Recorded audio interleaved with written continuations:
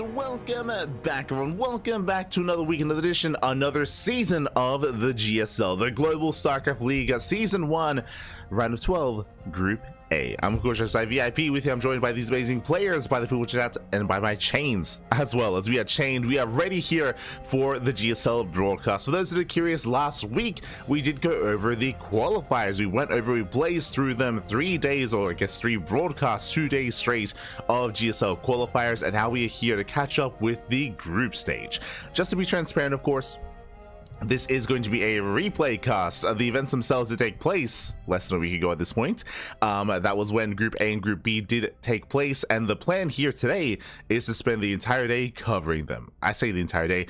This morning we have our initial broadcast going over Group A. Of course, it's going to be a GSL format group. We'll be going over the players themselves momentarily, and this evening, this afternoon, going over Group B. So we have our kind of more NA friendly broadcasts here for the morning with Group A, and more European with Group B. So 2 broadcasts back to back covering both groups, covering last week's GSL broadcasts. Likewise, next week we'll be going over the next set of group stage, then the playoffs the week after. So 3 weeks straight of GSL. It is a bit of a shorter format. Usually we have 4 groups of 4, and we have like a grander group stage, 16 players at least, or sometimes even up to 24 players as well. But that is not the case this season. GSL has shrunk a little bit here, so there are less players, only 12 players in GSL, and because of that we are missing a bunch of players as well, because there's less room. There's less slots, so there are some key players that failed to qualify. For those that were here for the qualifiers, you would know this, but just to reiterate, there are certain players that are missing from GSL, specifically Creator, Bunny, Shin. Those are the 3 that come to mind. Pretty sure there are Ryung, right? That's yellow. Ryung as well, and a couple of others. So Ryung, Shin, Creator, Bunny, they did not make it through the qualifiers, even though they are amazing players, even though they perform well, even though they are deserving to be in the qualifiers. It shows how cutthroat it is, especially with only 12 players being involved. So certain key players are not going to be a part of this season's GSL, but they will have another chance next season. I should reiterate that as well. Season 2 is at the end of the month, which is crazy. Back-to-back GSL seasons, and again, this first season is going to last 3 weeks, and then we have 3 to 4 weeks, and then of course we have season 2 at the end of the month as well. The reason why it's all condensed, it's all back-to-back is because of EWC. Esports World Cup is in July, and all these events have to conclude before EWC to seed players into that big final circuit event. Oh boy. So yeah, it's all going to be jam-packed. When I say jam-packed, not just these 2 GSLs, but we have DreamHack Dallas this month, we have Star Zagora next month, we have Home Story Cup next month, we have Cheesedelphia, we have a bunch of stuff, bunch of events, bunch of offline tournaments. Here we go. For now though, we are going to be jumping into our first group, into Group A here in the round of 12. Overall, we do have 2 groups regarding GSL, the first group stage. We have some players seeded directly into Group Stage 2, of course. We also covered those seeding matches last week, but now we are heading on over here to catch up on the group itself. Let's go. Okay, we have 4 players. We have 4 players here in Group A. We have Cure and SOS. SOS was a big surprise when it comes to players joining GSL this season. It's thanks to SOS that other players were not able to get involved in the season of GSL. SOS was partially responsible for Bunny not making it through. Feels bad, man. Feels bad. But yes, we have Cure versus SOS in the first round, and we have Reynor and Solar also in this group as well for that ZVZ matchup. So 4 players, 2 Zergs, 1 Terran, 1 Protoss, and only 2 will make it through. As a reminder, this is a GSL format group. We have the initial matches, then we have the winners match, elimination match, and decider match thereafter. 2 players will advance on into Group Stage 2, where further players are seeded into that event. Oh boy. Seeded into Group Stage 2. For now though, we have our initial TVP, and I'm curious, I'm excited to see how this will turn out. Fun fact, this is a rematch. SOS, he actually played in the Pigstore Cup 2 weeks ago. He made his return to competitive play, did announce of course on social media that he was coming back, but he played in the Pigstore Cup and he did decently well when it comes to his Protoss versus Terran matchups, but he was shut down by Cure in that open weekly tournament.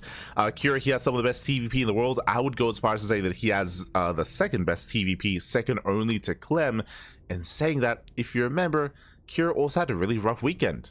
If you were here, the May Mayhem. The May Mayhem took place, a big round-robin group stage filled with Koreans and Europeans, and Cure had a really rough time in that group stage. If you remember, he went down to Max, Hero, and Showtime, and he went down to Clem's Protoss as well. So he went down to 4 different Protoss players. He did take a map off of Clem, which is impressive, but he did have a really rough showing against the other 3 Protoss players, so that might be indicative of things to come. It's hard to say here. I mean, again, the 3 Protosses that I listed, I mean, that's some of the best Protoss, if not the best Protoss players in the world, so you don't get more difficult than that, but we'll see. We'll see if Cure is looking to vent his frustrations out on SOS. We'll see if that's a sign of things to come, with maybe SOS coming out on top.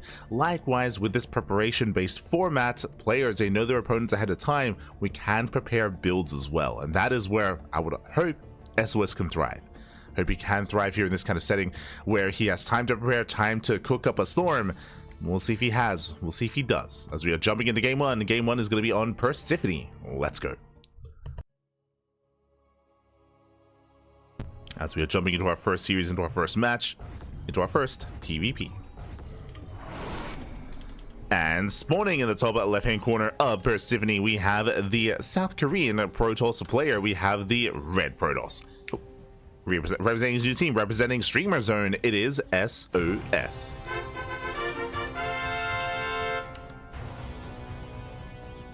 And spawning in the bottom left-hand corner, we have the South Korean Terran player, the Blue Terran representing Team Liquid. It is Cure. Whew, here we go. Just catching up with the chat. Nutella Toast and GSL in a seductive chain field cast. True. We're chained up. Wow, we're all chained up. Let's go. That's how we do here in the GSL. Not wrong, not wrong. Not wrong, as we are going to be opening up. Welcome on to Persephone, of course. This is something that we were a little bit concerned about when it comes to the qualifiers. If you remember, the qualifiers did take place before the new season, before the new map pool was live. So the qualifiers were being held in the previous map pool, but here GSL on the current ladder map pool with maps like Persephone, like Tokamak, like many of the other, like all the other new maps, the Last Fantasy as well. So great to see that we're going to be able to feature them here and now in GSL. Let's go. I do know that GSL has a history of sometimes having its own map pool and introducing its own maps as well. I believe that is not the case in this season of GSL though. We're sticking with what we know. Likewise, welcome all to Persephone. Persephone is one of the, I would say, more popular but more aggressive maps in the new map pool. Shorter rush distance by ground. There are some quirks to it, like the healing pad, like the gold base, like the speed zones as well. But for the most part, we do see a lot more aggression on this map, and we don't often get to see those features come into play. Every now and then, we're able to get into a longer macro game and embrace the gold base for sure, especially in this matchup, actually, now that I think about it. If we were covering someone like Classic, like Hero, like Max, then we would expect to see them go for a longer later game state into a mass gateway style, into a swarm toss style, into eventually, you know, claiming the map and taking over the map itself. But I don't really know how SOS enjoys TVP. I don't know what his style really is. We did feature him 2 weeks ago, that is true, in that Pigastar Cup, but it's been 2 weeks, so, you know, he might have reinvented himself a little bit. We'll see how he has adjusted over time. For now, we are settling in. It is going to be the racks into factory, double gas opener into a faster starport, into a delayed CC. So again, a much more aggressive start here by Cure, which is more or less what we expect out of Cure on some of these smaller maps.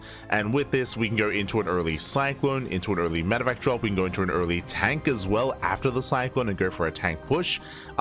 Aggression here is going to be favored, and there we go. We have the early Cyclone on the way initially, and we can go for the tank thereafter, lined up with the medevac. Oh boy.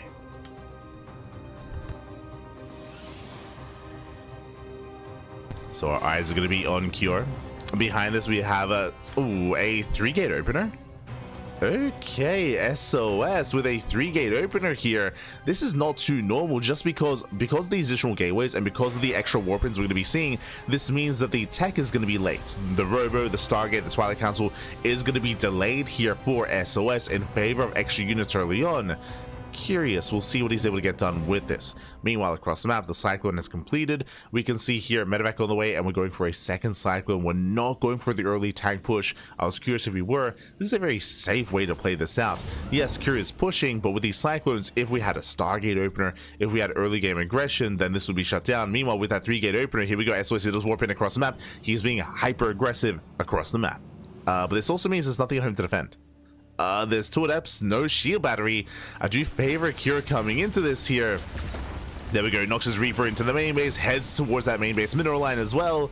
SOS at the same time does hit the natural base of Cure. And with that warp, it looks like SOS, he should have enough. Yeah, warps to the Stalkers, does force a pickup. With that SOS, he does defend across the map. What do we have? The Cyclone not quite able to engage. And not able to here. A much more aggressive build by SOS. Both players are losing workers, that is true. But SOS is dealing more damage. Dying mining at the natural, dropping back into the main though. More probes going to be going down. Remember, SOS has no blink. His army is very immobile, but has a lot of DPS, has a lot of firepower. With the help of that Cyclone, I believe Cure should be fine back at home. Oh, the lock-ons though. Yeah, the target firing on that Cyclone gets trapped on the Marines. Adept goes down. Cure holds.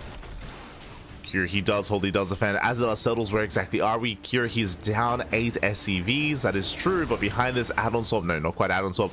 Tech Lab into Banshee, no cloak, but we'll clean up these Stalkers. Yeah, the tank has arrived. Cure, he's secure. And this is where I'm worried for SOS.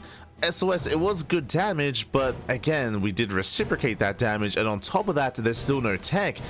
SOS is pretty committed here. Now he does cancel the War Prism and a little bit indecisive here. Okay, so he cancels the War Prism and he does start up the Twilight Council. Looks like SOS is going for a longer kind of game state. This does mean that Cure has gained map control. He defends, he survives, and now it's soon time to counterattack. But now the drop is pinned down. We have Cloak on the way, extra Banshees, 0 detection. No, wait, my apologies. Robo is done, and we have 1 observer. Thankfully, 1 observer is moving out across the map, but can always be recalled. The Banshee should not end the game. There is detection available. Whew.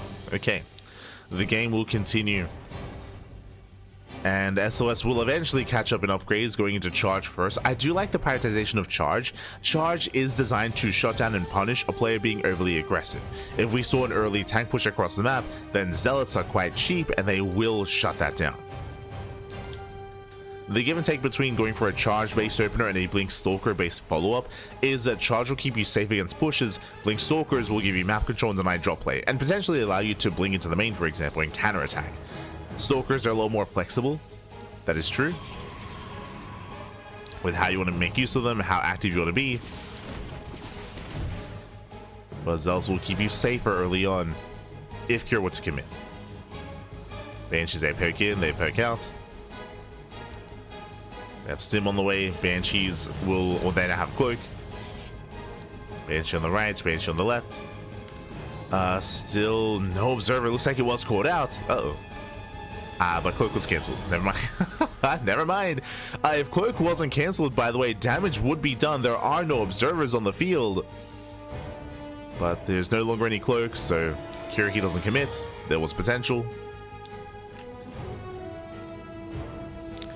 And with that, we're building up. We're stabilizing, we're settling down. We have Storm now on the way for SOS, now claiming a 3rd expansion. Likewise, Cure is doing the same. 3rd TC is on the way. So after a very chaotic start to the game, we're slowing things down, we're building back up. And we could be in for a longer game, unironically, despite the chaotic start. As we are moving out with the Storm drop. So 2-Eye Templar in that Prism. Likewise, Double Banshee, they can one-shot workers, but they are denied. As Stalkers are in position.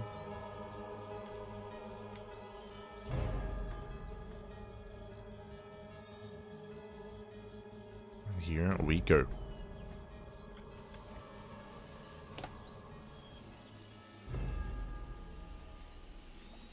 As SOS does move in towards that natural, coming in for the storms. Cure, he does respect it, does pull away. Does pull away in time. Likewise has to pull back. Oh no! Oh my god, okay, does pull back, thankfully. Nice splits, nice avoid. Storms, they get 1 SCV and 2 mules. That's all they get. Solid defense here from Cure. Likewise takes down one of those high tempo. Oh no, the prism! And prism goes down as well. One more volley. The recall not in time. And a soul defense here from Cure, very clean. Again, only losing 1 SCV and 2 mules. Well worth it here for Cure. That was 2 High Templar. Now there are 3 High Templar left. Behind this bay is on the way for Colossus. But Colossus production is delayed in favor of the Storm. Cure now claiming his 3rd, saturating. And then going building up towards a longer game stage. As Cure takes his 3rd base, SOS is taking his 4th. Again, it's on the Protoss to be up a base. To be up an expansion.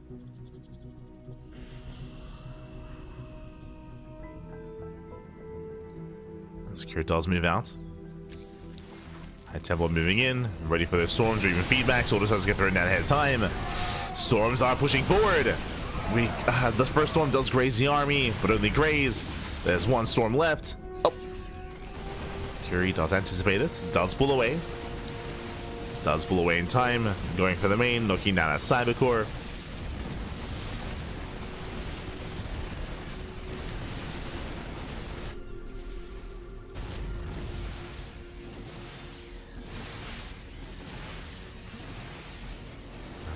He is looking to push through. Likewise, High Templar, they're gathering up energy. Right now, there is no Colossus, despite the bay. There are 3 High Templar, so at least 3 storms. And Cure dropping into the main. You see SOS out of position. Charge also denied. It drops into the main base. There's 1 High Templar. Storm goes up. Does force to pick up. Does the zone Cure away. Nice positioning here from SOS. Likewise, getting ready for his own counterattack. At Cure, he does have some units at home in position, and Cure backs off. He doesn't like what he sees. He does pull away. First Colossus is now halfway done.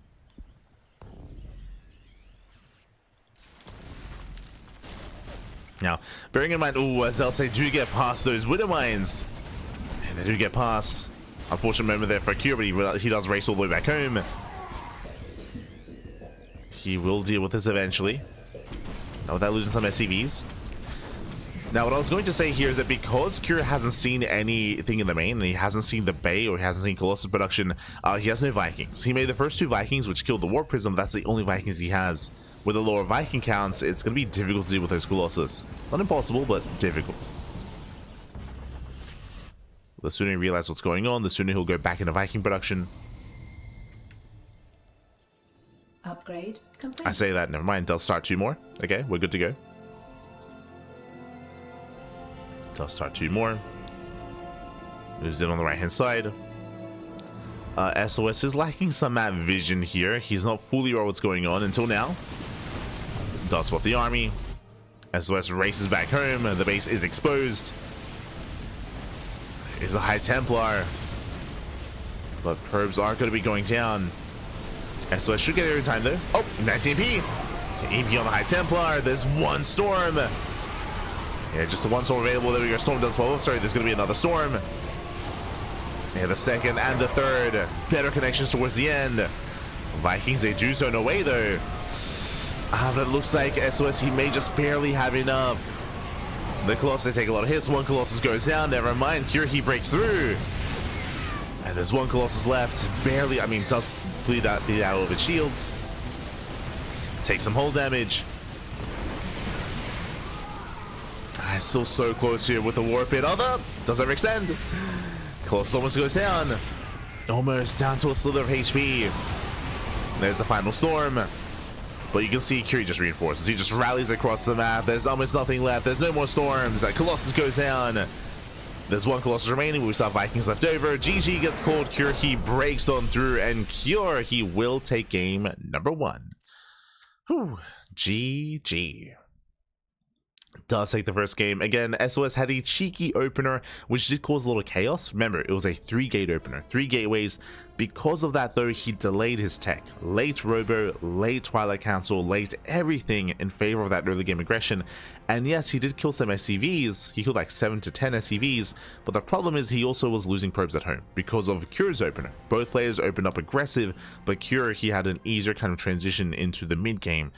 SOS less so, right? SOS, he fell behind in other aspects, so he stumbled his way into the mid game instead. Did survive, did get to 4 bases, but alas, his army just could not compare. Likewise, he was also lacking some map vision. He had a hard time responding to the movement of the army, both when it came to Cure pushing on the left and pushing on the right hand side as well. And in the end, GG. GG, well played. Cure, sorry, SOS, he gets torn apart, and Cure takes game number 1. So now jumping into game 2. Game 2 is going to be on Tokamak. Ooh, okay. So now we're moving from one of the more aggressive maps into one of the more defensive maps here. And we'll see how our players do adjust. More than anything, I'm looking at SOS to see, again, if he has another cheeky build up his sleeve. Let's go. As spawning in the bottom left-hand corner of Tokamak, we have the South Korean Protoss player, the Red Protoss, representing Streamer Zone down in the series. We'll see if he can bounce back. It is SOS.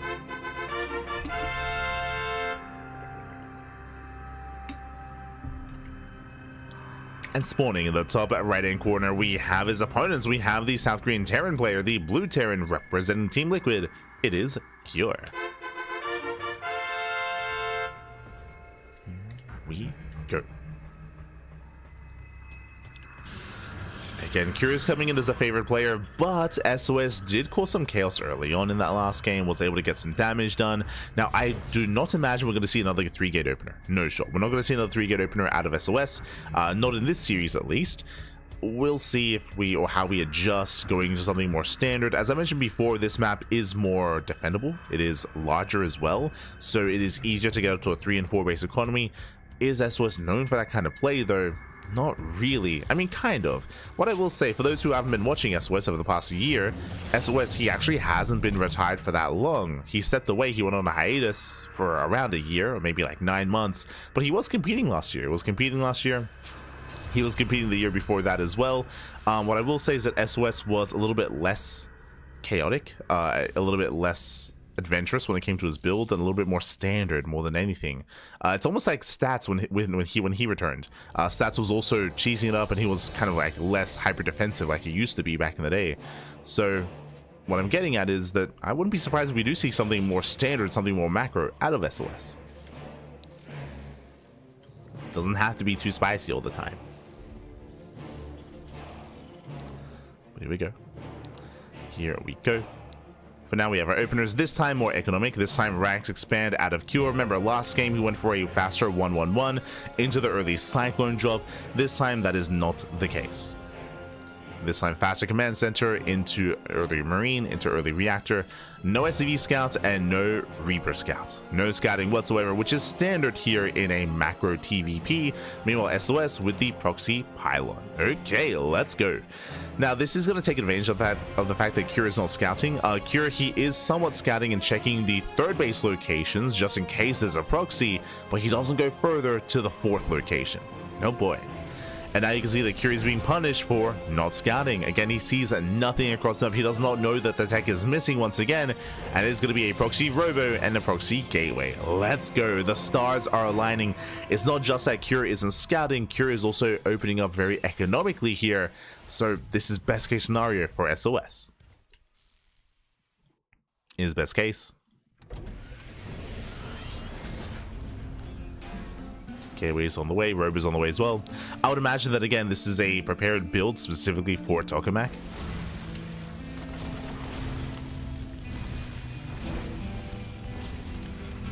As again, there's a higher chance that Cure would open up economic on this map as well. Behind this, opening up double Hellion into Widowmine drop. Meanwhile, Immortal Production's on the way. Oh my god. This is something you don't see too often. Proxy Robo in PvT. How many gateways? We have so far 2 gates at home, 1 across the map. Warp gate is almost done. SOS did expand, don't get us wrong, but is hyper committed with this. Hyper aggressive. Let's go. I was like, yo, do we see some macro on Tokamak? Oh, I mean, we are from Cure. Oh, and here we go. Cure going for the quadruple mind drop across the map, going for the add-on solve as well. What is the army looking like? No safety bunker, by the way. Even if there was, that's what the Immortal's for. So no bunker. Likewise, only 2 Marines to defend. Cyclone has begun, but this Cyclone is late. Again, there was no scouting, and SOS is coming in for the kill. Let's go is here to avenge Hero for being cheesed out of IM Katowice last year. He's like, so now let's go. For my boy, takes out the first depot, going for the second. And the second depot will supply block Cure. But now going for the mineral line. Depot goes down. Across the map, mine drop does hit the natural. Probes are falling. That still pales in comparison to what's happening here across the map. We have now safety bunker. Oh, now we have the bunker on the way, but this does feel late. Now we have 2 Immortals. And SOS is moving in. Does move in. Zones away the Cyclone. Boys are being pulled. Nice lock on, and we can surround these Immortals. And saying that Banshee has arrived as well. SOS is going to be cleaned up. And the Immortal goes down, takes down 10 SCVs, not bad, but he will lose his entire army. Let's get the hell out of here. He was not able to get on top of the Cyclone. And the Cyclone will shut down that Immortal. Ooh, brutal pick off the efficiency here out of Cure. And across the map, he gets 5 probe kills. There weren't many to begin with. SOS still has the higher worker count, that is true. Oh, Cure overextends. Cure does overextend. Cyclone should not have been out there. But Cure is holding. Cure is holding on. Ooh, the tank does siege. But despite that, with all these gateways, now it's not about the Immortals. Now it's going to be about here the Stalkers. SOS can still break this. There's still no bunker. Still no bunker. Likewise, there's no wall either. It got broken down. So SOS, you can force the army to split. Adepts, they threaten another shade. Oh, they do not get in. They don't get in. Boys are being pulled. We try to pull off the surround, even the repair. But the Banshee does fall. So does the tank. Do you have a second tank on the high ground? Second tank has arrived. Yeah, tank blow is going off. But there's no bio army. There's no army on the ground. And with that SOS, he denies mining at the natural. Hope to force a lift. Secure trying to move down, going, oh no, that's gonna be a kill. Yeah, kill, no lift on the CC. Ay, ay, ay. And SOS, he's doing it. He's doing it here. And again, when was the last time you saw proxy robo at this level of play, especially? Like, no one does that. Maybe Jimmy? That's the most that I can think of. Well, let's go. As with that SOS, he breaks the main army, takes down the tank. There's vanilla Marines left over, but they're vanilla Marines, there's nothing left. SOS, he can just keep going. And Curie's coping on one base, going for the tank, going for the Banshee. I mean, these units, they can trade well for themselves. But SOS, at this point, can expand and get another base. Can just expand and get another, can get the third Nexus. Get another base up running, tank goes down. Curie heals late to save.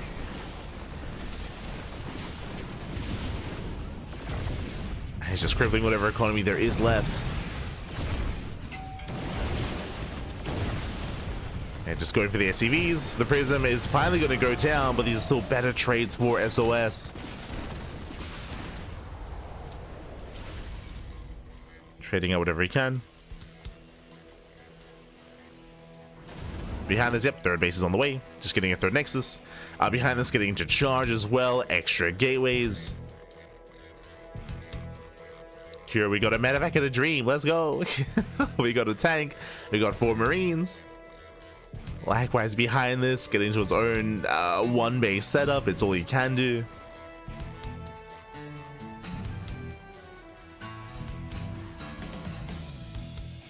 Ay, ay, ay. And he's going for the Cybercore at least. He's doing what he can. But yeah, there it is. GG gets called. SOS, he will tie the series 1-1. We are going to the ace match. Let's go. Whew. GG. Again, a spicy build there from SOS in game number 2. Again, something that, like, again, we cast StarCraft multiple times a day, every single day. I can't recall the last time we've seen a proxy Robo in a TVP, specifically in a Protoss versus Terran matchup. Again, outside of maybe Jumi, if that, just because he's one of the more quirky players at times. So, GG well played, very well done there by SOS. He's been cooking, let him cook, man. Let him cook, baby, let him cook. Let's go. Does fall off, does break through. Now we're getting ready here for our next matchup here. The final game of the series is going to be loading into Maganatha. As we load in, a big shout out to Draconics in the chat. Ga, papi, ga, ¿qué tal? ¿Cómo estás? Bienvenidos, papi, bienvenidos. Ese Draconics, Davito también. Ah, ¿qué tal? Good to see you. Good to see you, papi. Good to see you. Hope you guys had a great stream. Hope you guys had a great ladder session as well. Bienvenidos. To the CranKy Ducklings, as we are here covering GSL and spawning in the top left-hand corner of Maganatha. We have the South Korean Protoss player, the Red Protoss, representing Streamer Zone, tying up the series 1-1 and forcing the ace match. It is SOS.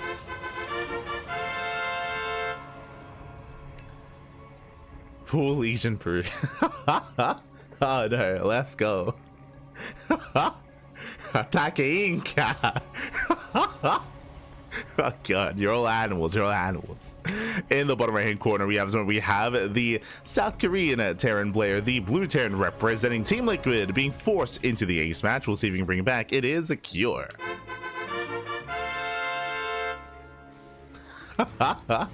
Saludos peruano australiano. Más peruano que la papa. Oh no. God damn it.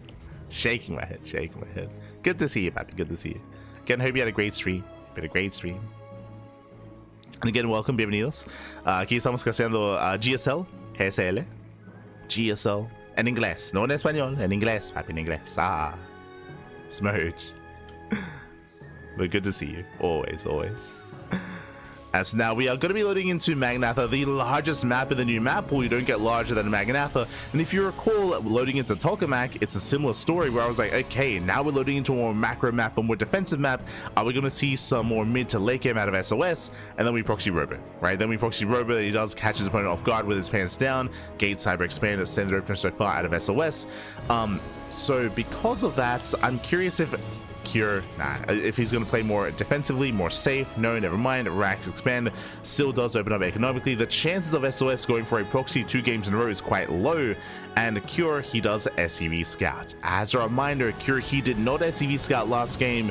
Cure, he was cutting corners, he was punished for it. This time he does check, he does scout, he does confirm there is a natural. So SOS getting into Cure's head here. The mind games are real.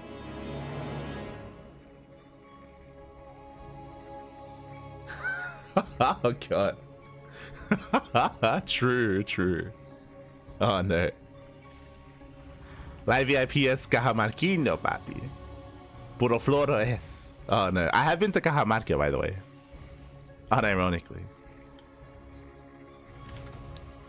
Or am I thinking of something else?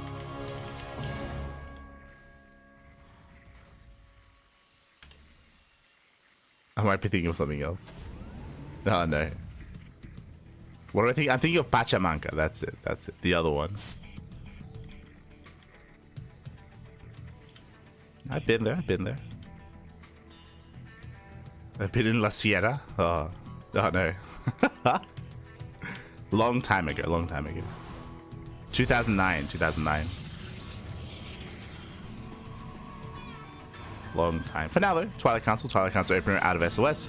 We do have our initial gateways as well. Out of all games so far in this series, we actually have something more standard here. We have a 3-gate setup here, Twilight Council, 3-gate blink. Very safe play out of SOS. We could double down and go for a Robo into a 4th gateway, but so far safe play leading in towards, I would imagine, a 3rd base.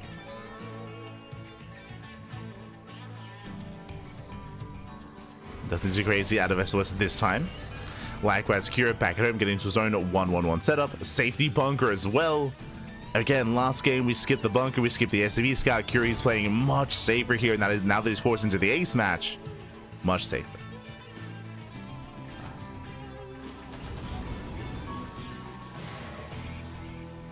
¿A qué hora juega Shelby versus Cyril?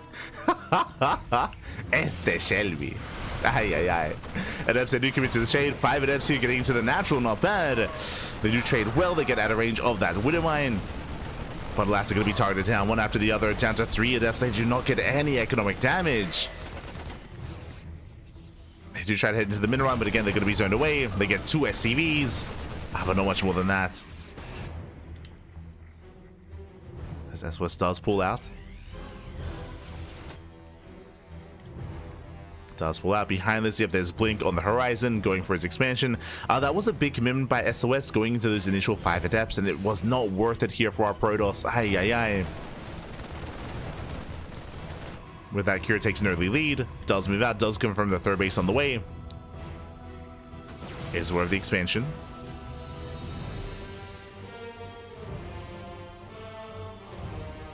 Is where we are heading into a longer game state.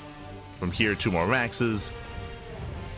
Building up into our upgrades and most likely building up into the mid game. We're slowing down.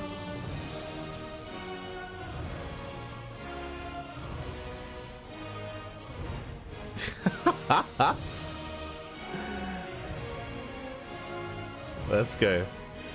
Best cheese open was from Cajamarca. That's why I play soccer with a lot of cheese. Ah, cap. Oh, no.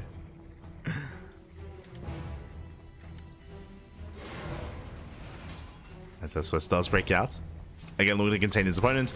Bearing in mind SOS, he has Blink, that is true, but he does not have any Prism alongside. This does go for the dive.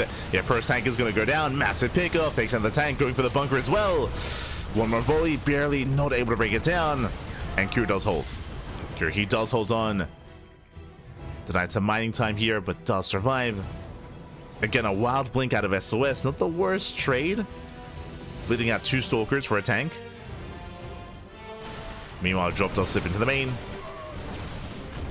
Cashing out 2 to 3 probes. Gets a handful of workers. Nothing major, just keeping SOS on his toes. Behind this, Curie should be contained. He should be contained. You can see here he's just hurtling up on 2 bases. We have the tank on the low ground. We have Marauders in the main base as well. 3rd TC is on the way, and we shouldn't break out until the upgrades kick in. Stim, combat shields +1. Until then, Cure is stuck on 2 bases. From here, this is when the Protoss player would typically want to mass expand, get not just their 3rd base operational, but get a 4th base as well. And the 4th base is on the way. So building up to the 4th. From here, it's going to be on SOS to gain map control and to gain a better economy and to outtrade his opponent over time. We did mention that SOS isn't really known for that kind of style, but that is what is required here of him on Maganatha, as it is difficult to break a defending player, especially early on. So we are waiting for the 4th. And there it is, on the way. So SOS does claim his 4th base. Meanwhile, auto try to harass Era into the natural. No splash damage yet. I will say this is delayed for SOS. By now we would have had a Robo and a Bay and getting ready for Colossus production, or even up to Storm. But SOS tech-wise is 1 step behind. And here comes Kira. Kira, he breaks out of his contain. Gonna be landing his 3rd base on location. The Bio Army breaks out, and again, usually we would have either Storm or Colossus by now, but again, this is late for SOS. He has nothing. The Bay just now starting. SOS, he does have a decent chunk of Zealots. That might be enough. It's going to be close. A lot of this will come down to the mine shots. Yeah, there are enough Zealots. He should, barely not commit. As more reinforcements have arrived. Here making his way over towards the 4th. Does move in. Will deny. Oh, that's a kill, not a cancel. That is a kill in the expansion. Zealots are coming for a full surround. They take down the initial tank. Mine shots are connecting. But once Zealots run out, then the Stalkers are exposed. And Curie takes the fight. He takes the fight. Takes down the Zealots. Takes down the Stalkers. Takes down the base. And Curie, he will come out ahead here. Again, SOS 1 step behind, as we mentioned. Before we even thought about the 4th base, we should have already seen the Bay and the Robo. But SOS, his tech was delayed. It was late. And without that splash damage, he will lose the 4th. And Cure is miles ahead at this point. Cure, he's in a stronger position at this point. And is just outscaling SOS. He's like, hey, you had a cheeky build, but welcome to 2025. Welcome to GSL. Security stims in, takes down the charge lots, and again, there's almost nothing left here. As SOS bleeds out Zealots. He's trying to hold on. First Colossus is on the way. Sorry, first Colossus is out. Is out. Ooh. And with that, SOS can hold on a little bit longer here. He's now getting his fourth base up and running, but Cure's about to max out. And he's going to be the first to max. He has a terrifying army. Mass Marine, Mass Marauder.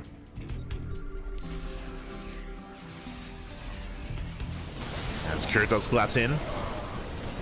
Stimming in from multiple angles. There's not really much support. Colossus is almost started down. Kiting back against the Zealots. Does kite back. Once again collapses in. With this many Marauders, the Colossus wipes. They tickle the army. Holding on there. Takes down a medevac. And now we're building up to 2 Colossus. We're getting there. SOS, he's slowly building up. Cure, he pulls away. +1 ship weapons on the way. Getting to reactor to Viking production. From here, 4th base on location. Can now afford a 2nd starport. And more Vikings.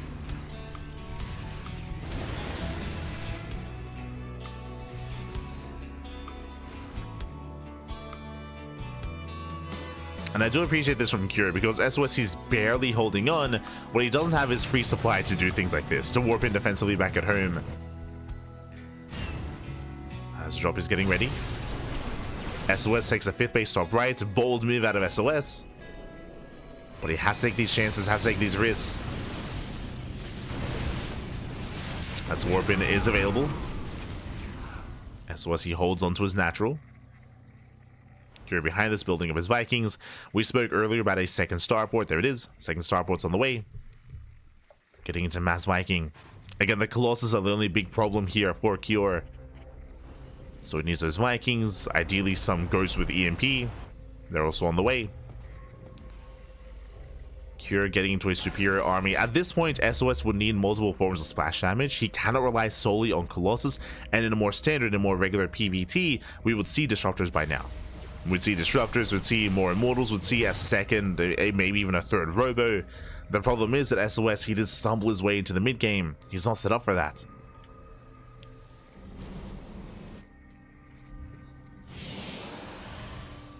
Is not set up. And here comes Cure.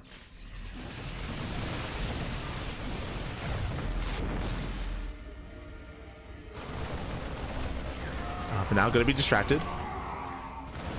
Fury does pull away back home. Does pull away. We have we have 4, soon to be 5 Colossus. This does feel desperate here from SOS. Just pure Colossus. That's all he can make at the moment. Again, does spot those 3 Colossi. Fury kites back. Needs more Vikings. Needs all the Vikings.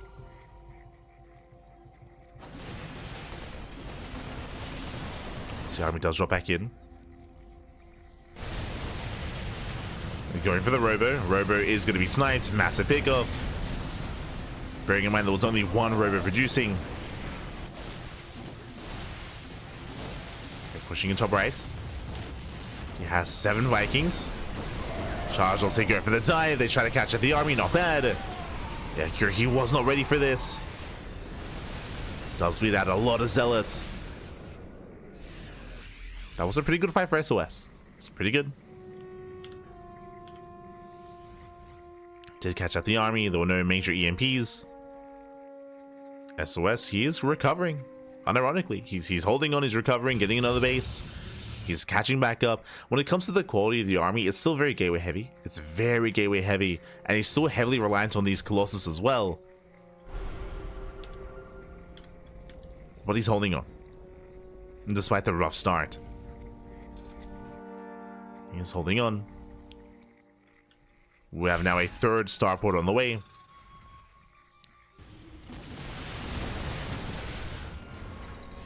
Getting up to triple starport production. So it's going to be Mass Viking into Mass Liberator.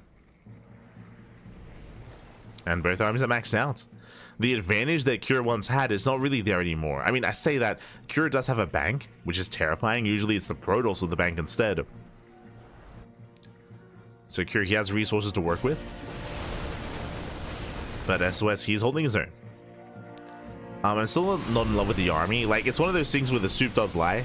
The supply doesn't really say the quality of the army, and that's in favor of Cure. As SOS is pushing through the center. Cure trying to respond. And Cure, he should take down top right. At the same time, SOS, he just sends it across the map. Does send it. Cure, he has to evacuate. Nice EMP here on the Zealots. Vikings moving in. That's a lot of Vikings. And once again, nice EMP on the Stalkers as well. And the Claws, they just go down. They just crumble. As you can see here, one army's not quite like the other. The soup did lie. And SOS, he will lose everything. The army crumbles here. All the Colossus fall. Top right goes down as well. And everything crumbles for the Protoss. And Cure, he can just send it. He can just keep on going from here. The base goes down. As you mentioned, even though both armies were maxed out, SOS, he was stuck on Colossus, and only on purely Colossus. He had no Storm, he had no Disruptors. He had no setup into Sky Toss. He had nothing else behind it.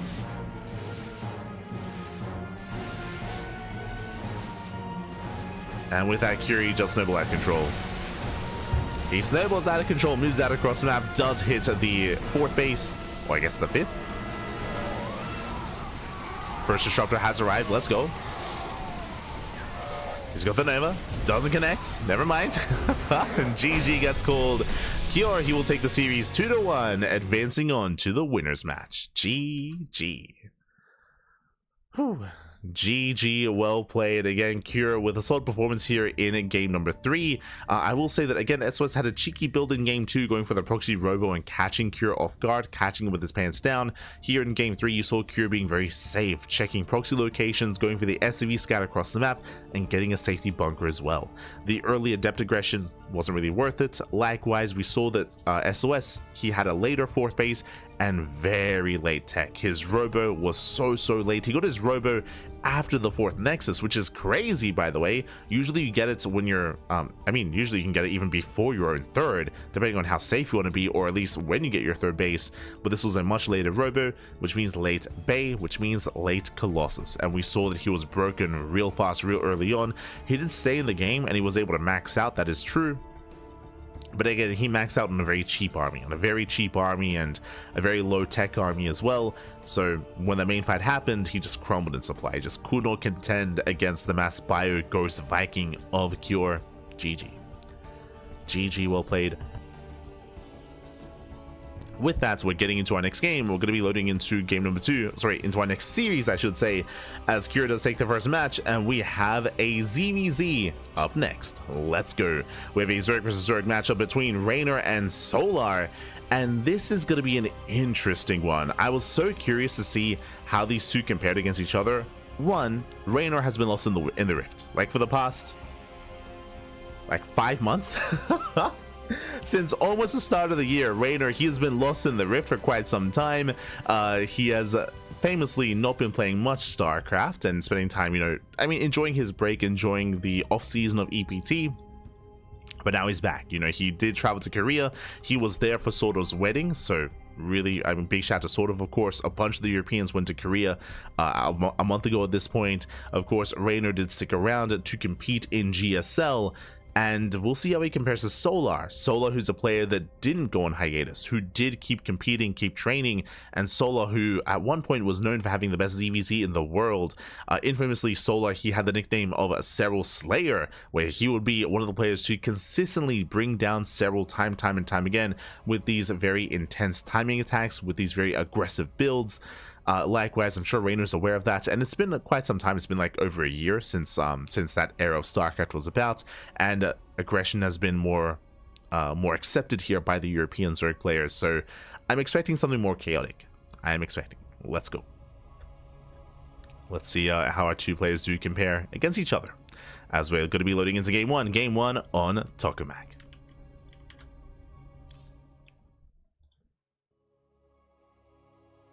Here we go.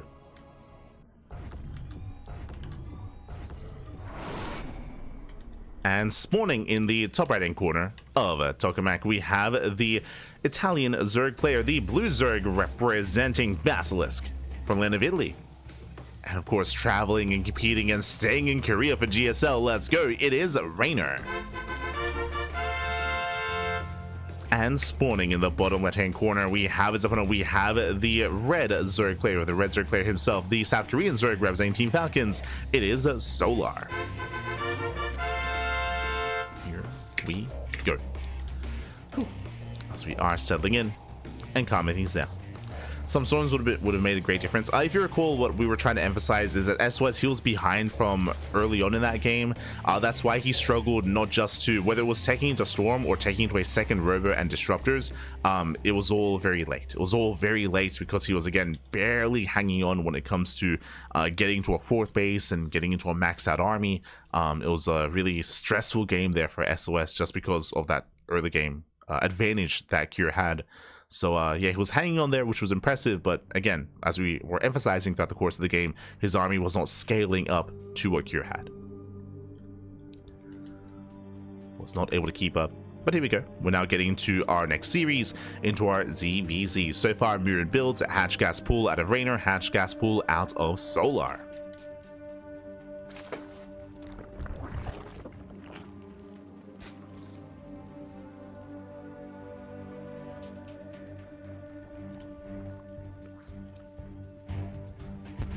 Opener so far as they should be. We'll see if either player does end up skipping their Baneliness. We'll see if either player does try to stay on two bases even as well. Based on the openers, we should be getting to a third base though, into a standard game. No one did go for a gasless opener. No one went for an earlier pool or a later gas. So far, everything is looking normal. And welcome one all to Tokamak. We have spoken on this map in the past, how this map is one of the more standard, one of the more larger macro defensive maps in the map pool, so we often see longer and later games. Early on, we can assume that we're heading towards Roach v Roach, or even Muta versus Muta. But again, we'll see if either player does deviate from the norm, initially. For now, we are saturating.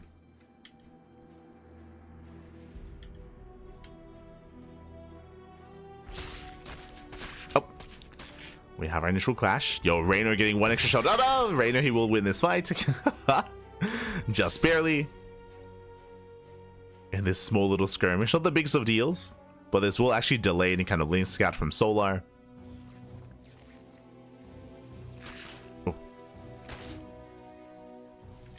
As both players will be expanding, they both take their third bases. The Baneliness is on the way as well. Everything so far looking normal, everything looking mirrored. Outside of course, Solar, or I believe they trade 1-1. Yeah, they trade 1-1 in the end. Overlords, they confirm the third bases from each other. And no one is skipping tech. Now, from here, we should just be droning. We'll keep an eye on either player if they do make a surge of Lings to try to go into Ling main aggression, to try to break their opponent's base or get economic damage. Otherwise, from here, we should be droning, getting into Roach production, getting into Roach v Roach. But again, we'll see if either player commits to Ling Bane. Baneliness is done. Oh, safety Baneling on the way for Solar. Reynor going for the early Evo Chamber. Let's go. Now, with an Evo Chamber this early on, this does look like +1 Carapace. This could be the beginning of a Ling Roach Ravager all-in. I should really say Ling Ravager all-in with +1 Carapace. If that's the case, fun fact, this is a build that Solar invented and Solar popularized. But show us what you got. Roach War now on the way, going to, never mind, +1 range instead, so really early +1 range. A really early upgrade timing. So Reynor can cut workers early on and try to hit with his roaches with +1. A spicy build here from Reynor. And Solar currently is unaware. Solar getting into a more standard game. Into his own roaches.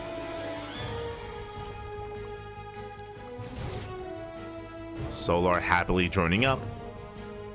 And you can see here that Reynor, he's cutting workers early. So far, Reynor, he's cutting workers at 47 up, making one more drone, cutting workers at 48. Solar still droning. Solar is going up to lair. And Reynor, he's going for a hatch base all-in. No lair, no roach speed. Just pure roach production and cutting workers early. So this is an all-in. Oh! Big scout though. Solar, I believe he saw. Yeah, he saw no lair. No lair. Spine crawler's on the way. He reads it perfectly here. He knows what's going on. There is no lair. There's no further tech. Now, Reynor, he does start droning up, but he still did invest quite heavily into these roaches. With these drones, Reynor, he's trying to catch up economically, but again, he's behind when it comes to his tech. So far, just one spine crawler here in between the bases. Roaches are amassing. Solar's moving in. Sorry, Reynor's moving in. Solar, he drones, does cancel the spine crawler. Yeah, he reads this well as Reynor does pull away. Now, what's important here, remember, Reynor, he was droning. So this was a fake out, that is true.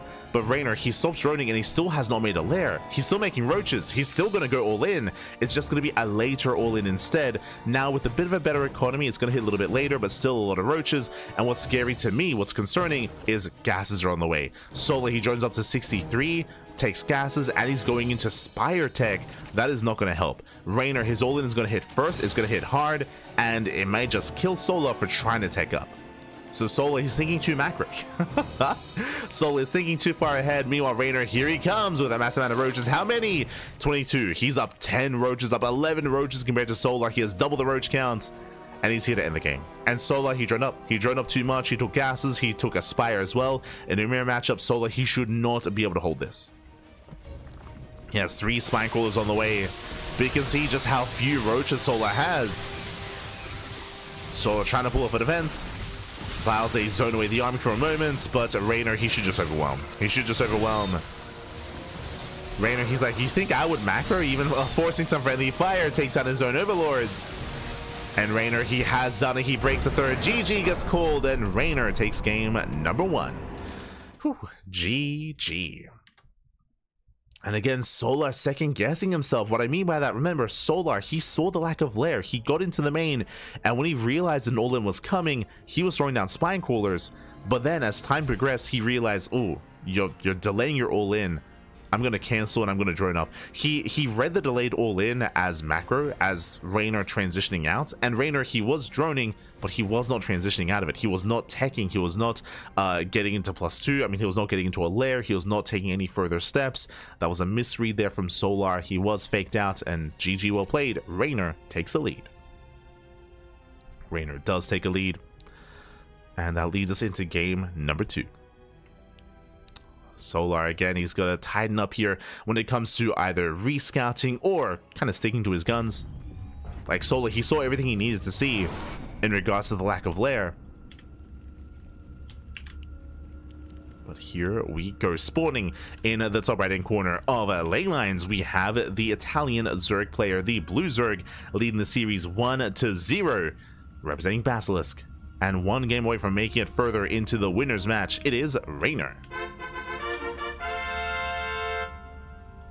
And spawning in the bottom left-hand corner, we have the red Zerg player, with the red Zerg player himself representing Team Falcons. It is Solar.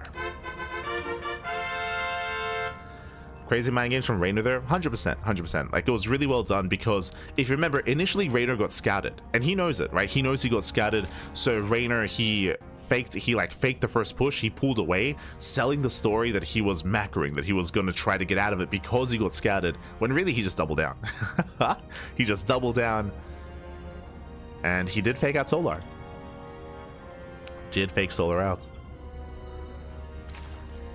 And now here we go, we're getting into game 2, and we'll see. I mean, typically the way that this works, especially after what just happened in the first game, we should be seeing Solar now being the aggressor, not trying to take the initiative away from Reynor, but we'll see. We shall see. As for now, standard openers. For now, hatch gas pool. Openers are standard. And again, these are the kind of little things that we're looking for when it comes to players deviating. Remember last game, early Evo Chamber. At first I was like, oh, maybe it's early +1 carapace, but no, it's +1 range, which led into a hatchery based all-in. So we're looking for things like that: early Evo Chamber, early Ro12, early gases, late gases, anything that deviates from the norm. Otherwise, we're just going hatch gas pool, bathing nest, third base, droning on up.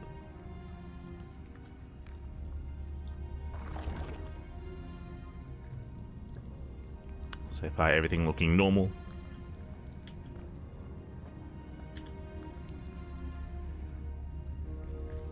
We're settling in. We can take a breath, baby.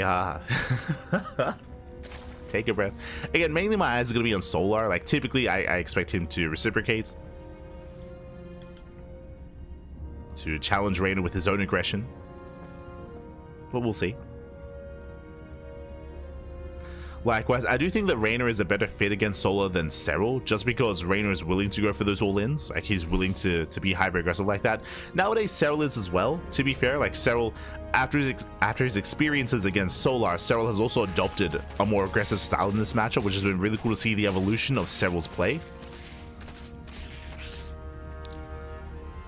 But Reynor has always been like that. And here we go, we have our Bailey Nest on time for Solar. Reynor skipping the nest here. Okay. Well, actually, my apologies. Actually delayed his gases. Oh, he pulled 2 out. Interesting. So usually you only pull 1 out of gas, but Reynor pulled 2 out instead. That's why his Bailey Nest is a little bit later. This does mean that Reynor had some extra mineral income, just barely a little bit more. And that's leading into this initial Link Flood. We have 12 more Lings on the way. Reynor is being active, and we'll see what Reynor can get done. Now, the downside of this Link Flood for Reynor, as we mentioned, is a later Bailey Nest. Bailey's now morphing in for Solar. The initial Link Flood has arrived. Reynor, he's droning up behind this. But we'll see if he can catch a queen, or even break the third. The third base should not go down. Solar moving in. He's got his 2 Bailings, has to make them count. Meanwhile, the base taking a lot of hits, a lot of damage. And Solar, he does zone away for a moment, but the base is still getting very low. So far, nice control, doesn't waste his Bailing. Still holding on. 1 Bailing is denied. Nice control there by Reynor. And Solar, he is barely holding on. Doesn't want to waste the Bailing. Oh, 1 Bailing goes down. Down to 1 Bailing. 1 Bailing left. And Solar does hold. Ooh, it was close, but the base survives. From here, Solar is going for a faster Ro12. Likewise, Reynor has a slight drone advantage. Defensive Bailing's on the way. Solar gets around on the Queen. And the Queen is going to be shut down. Massive pickup. Solar takes down the Queen, does punish Reynor, and Bailing going to be rolling in as well. Oh. As Reynor does pull away. Does pull away in time. Takes down the Bailing. And Solar's not droning. Solar, he's not droning up. I mean, I should say he did drone up to 40, but now he's got Roaches on the way. Roaches are in production. Link Flood moving out from Reynor. Solar confirms no droning here at the third. And there's only 1 defensive Bailing here for Solar. He cannot waste it. Oh! Oh my god, it's gonna go down. It's so close. 1 more shot. Ay, ay, ay. And the Bailing does fall. But the Roaches have arrived. Are they in time though? Is it enough? Reynor, he ignores the army, goes straight for the expansion. He will get a kill on the third. But the Roaches are moving out. Behind this, Reynor making defensive Roaches himself. 9 Roaches on the way. Reynor, he's on 3 bases. Reynor has a lower drone count. And Solar is re-expanding. How many Roaches? Solar, he's on 8. So is Reynor. Yeah, Reynor, he has enough. He has enough to defend. He should be able to hold on. And Solar is licking his wounds, getting to a lair, taking another expansion. Solar is droning up. And Solar, you can see he's just posturing. He pokes in. He pulls away. Solar does pull away. Reynor has a very nice advantage here. What I will say is that despite that, Reynor, oh, he wasn't droning. He delayed his droning because he was terrified of the all-in, an all-in that did not occur. This is a big part of ZVZ, is kind of using your opponent's vision against them. What I mean by that, ZVZ is a unique matchup where you see everything. On the map, I should say. We have all these overlords, so whenever there's a move out, you see it. Whenever there's reinforcements, you see that as well. It's a little bit harder to see droning though, and because that Solar, he was droning up behind this. He was droning on up. Reynor, he delayed his droning because he was respecting the push. So it was a fake out attack from Solar. And we're just droning. We're just droning up from here. Reynor, he does out-drone his opponent slightly, but both players still just saturating. Bathing run by is attempted, getting 3 drones.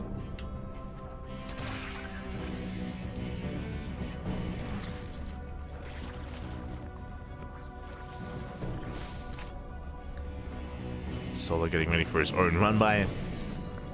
Solo likewise was able to get a faster lair into faster roach speed, +1 range also on the way. These upgrades are much faster here for Solar. Upgrades are on point. Solo joining up just under a 3 base economy. Does stay on 5 gases. And does stay at 54 workers. And it looks like Solo, he does want to hit that timing with +1 and with roach speed. Solo is building up. And he's getting ready for his push. Behind this, Reynor, he did drone up slightly more. So Reynor, he's been a little bit greedier. He's been droning. And remember, late lair and late upgrades for Reynor. So this timing is going to hit quite hard for Solar. Not just that, he will have the upgrade advantage. He also has faster reinforcements. Solar, he's going to push. And now he finally drones behind the move out. And the Overseer should have seen the lack of saturation. Lack of droning. Spine Crawler's on the way. Reynor, he knows he's at a disadvantage. Throwing down 2 more spines. Does catch one of the Ravagers. Nice start. Nice start there from Reynor. Solo starts stepping in. Oh. Pile does not connect. But Solar does force his way up the ramp. Files a zone back the army. Getting 3 shots off. Queen goes down. Yeah, better engage here from Solar. Waiting for those files. Once again, zoning back the army. But with the defender's advantage, Reynor, does he have enough? It looks like he barely might. Yeah, that Spine Crawler putting in a lot of work. At the same time, Solar slips into the bases.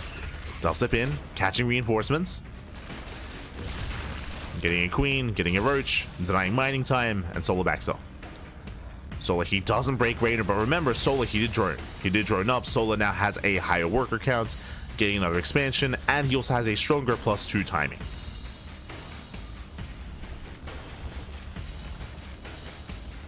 So Solar, he does have a lead. He's ahead in upgrades, ahead in economy. Reynor trying to keep up. Does scout the 4th. And not bad, he does catch a couple of drones.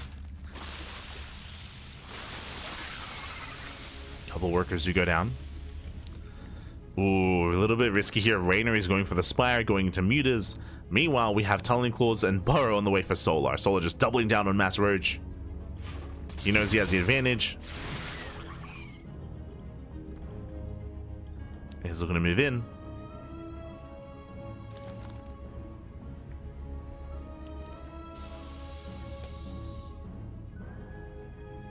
Solar is rotating.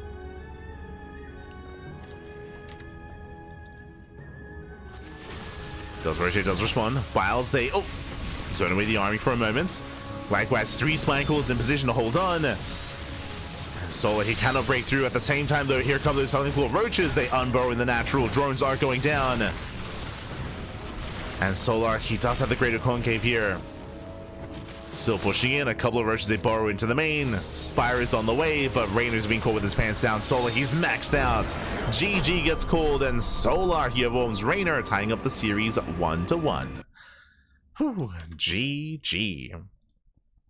Reynor with a stronger start, by the way. Reynor, I was very impressed. He was able to kill the expansion, able to get ahead production-wise. But if you remember, Reynor, he was terrified about an all-in that didn't come early on. Remember, Solar, he kind of faked out aggression. He did push, that is true, but Solar was droning up behind it. He was saturating his bases, and more importantly, he had faster lair, faster +1 range as well. And also, when it came to that +1 timing that Solar went for, outside of out-trading his opponent, he was then able to maintain a greater economy and just double down, getting to Tunneling Claw Roaches as well.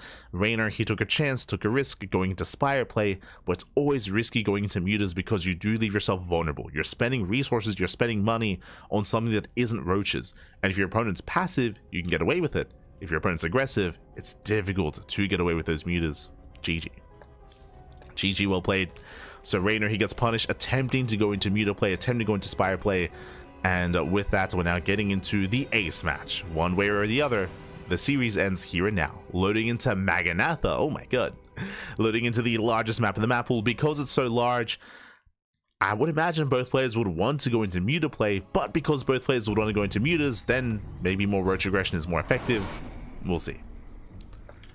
We shall see. A spawning in the top left-hand corner of Maganatha. We have the Italian Zerg player, the blue Zerg, representing Basilisk. It is Reynor. And spawning in the bottom right-hand corner, we have the South Korean Zerg player, the red Zerg, representing Team Falcons. It is Solar. And yo, a big shout to Silly Dobby in the chat. Papi God, thank you so much. Thank you so much for the subscription. Do apologize for not giving you attention at the time during the game, but thank you so much. Thank you so much for subscribing. Do appreciate it. Do appreciate the support. Hope you enjoy the content. Hope you enjoy the casting. Hope you enjoy the StarCraft as we are jumping into our ace match. Let's go. Jumping into the ace match, and again, welcome to Maganatha. As we mentioned before, this is the largest map in the tournament map pool. You do not get larger than Maganatha. Because of that, aggression is going to be more difficult to pull off. I'm referring to roach aggression, and muta play is going to be favored.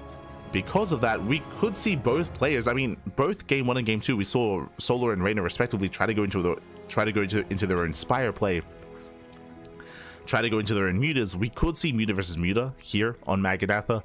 Otherwise, as I mentioned, we could see our players try to kill each other before that occurs with roaches.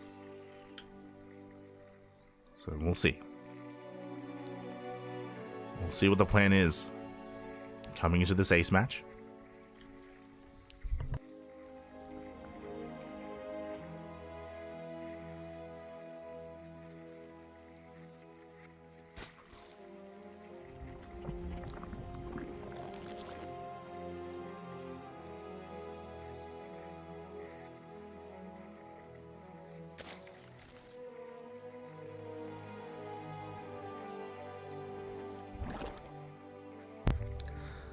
So selling into our game so far, just hatch gas pools, standard opener out of Solar, likewise standard opener out of Reynor as well. When it comes to the openers in our ZVZ so far, everything has been standard. We haven't really seen much deviation outside of last game. True, when Reynor did pull 2 out of gas. You're not wrong. You're not wrong. I did forget that for a moment, but yes, last game we did see Reynor pull 2 out of gas. That's why he went for the initial Link Flood. That's why his Baneliness was late. This time he only pulls out 1. So this time there's no shenanigans here, there's no earlier Link Flood. So far everything is looking mirrored between our players. But just winding back, as a reminder, last game Reynor, he pulled 1 extra out of gas, which meant that he had more minerals for extra lings. It meant that his Baneliness was late, but with that Link Flood he did eventually break the third base of Solar. True.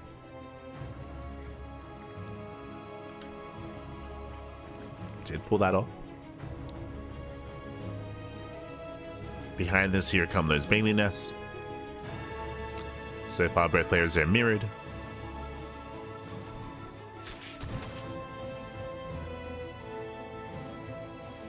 They do mirror each other. Third bases are being taken. We're just joining up from here.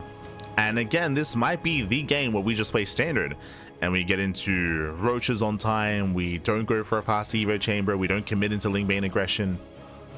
If there were a map to play standard and macro on, it would be Maganatha. Link speed slightly faster for Solar. He does catch out 1, does catch out 1 link. Bit of a misclick there. Oh, never mind. Early Evo chamber out of Reynor. We'll see if he goes for a carapace or a range. Would be indicative of what's to come. Would be indicative here.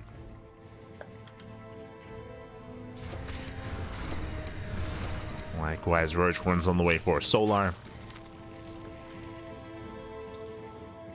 Neither player makes a wave of Zerglings, and there it is. Plus 1 carapace. Let's go. He's going for the Solar. Let's go for the solo build. Now, plus 1 carapace screams Ling Ravager. It does scream all in here. I believe this does hit on Hatch Tech. We'll see if Reynor gets a lair alongside this. But Carapace, of course, does impact both Zerglings, Roaches, and Ravagers. As Solar does get 2 drone kills. Not bad. Gets 2 workers, pulls away. Remember earlier Roach production out of Solar. Roach is already on the way here for our red Zerg.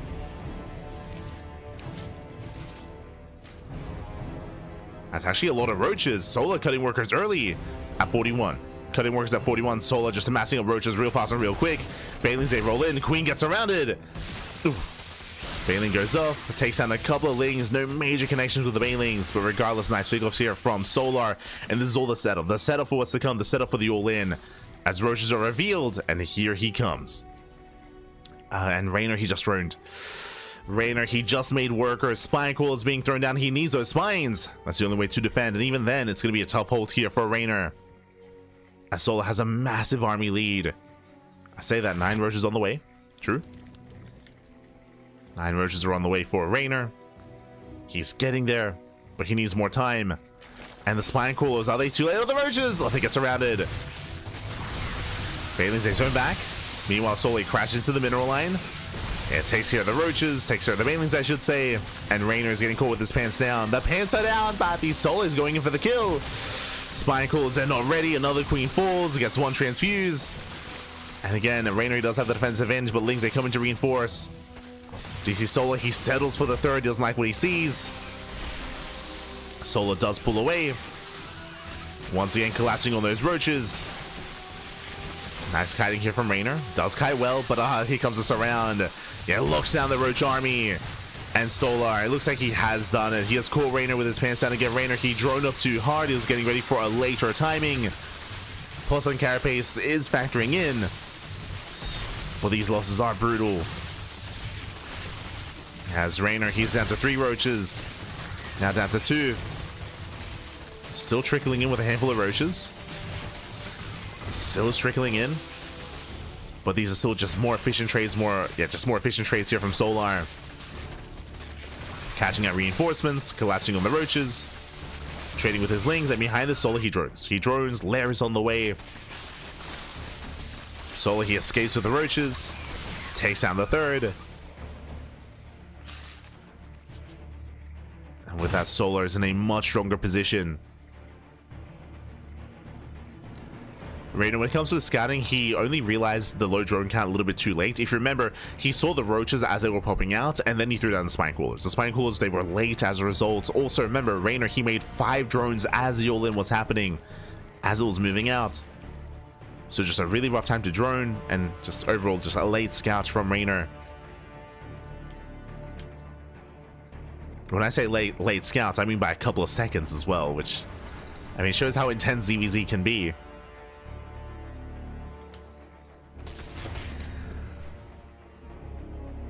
And from here, Solar's looking quite comfortable. There is a chance that Reynor could try to catch him with an all-in, but at the same time, Solar, he already has a Lair. The Lair is already done. He's getting into +1 range. He's already getting into Roach speed. Lair is still finishing up for Reynor. So Reynor, he's behind in bases, behind in economy, behind in tech, behind in almost everything. Reynor, he does not have enough. And as long as Solar isn't too greedy, he should be fine. And you can see here that Solar, he's not even fully saturating his 3rd. He doesn't need to. He knows he's up a base. He knows that droning up and fully saturating the 3rd base is a way to get himself killed. So now he does drone in the midst of all these Roaches, of course. So he makes sure he's secure with his Roach army first, then he drones up.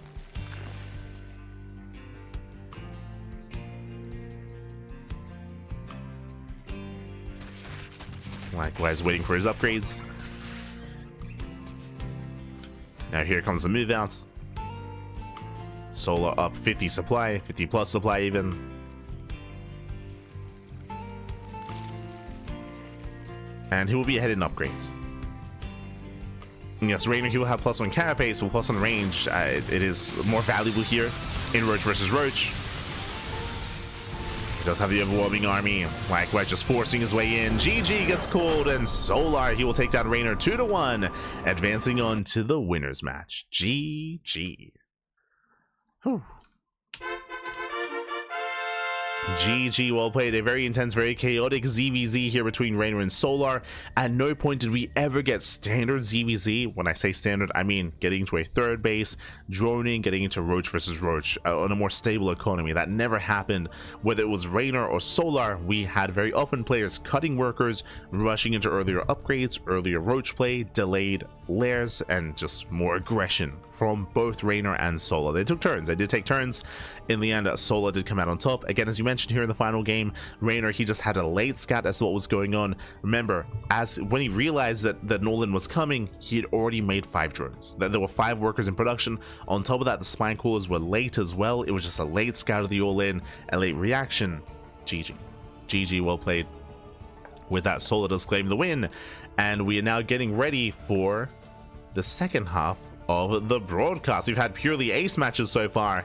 Exclamation mark. What? There's no bracket command, as of course is a replay broadcast. But let us switch our scenes over and catch up on our matches so far and the matches to come.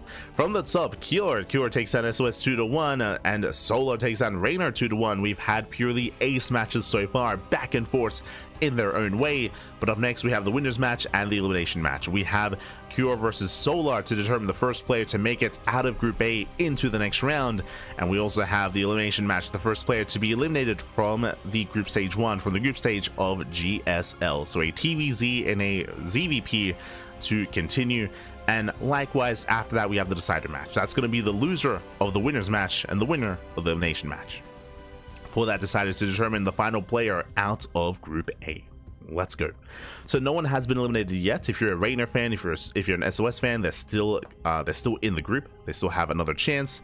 For now, though, we are going to be going on a short break. We are halfway through the broadcast. We need a moment to set up the matches, set up the best ofs, and when we come back, TVZ between Cure and Solar. Let's go. Is coming up next after the break. See you soon. See you soon, Pappy. See you soon.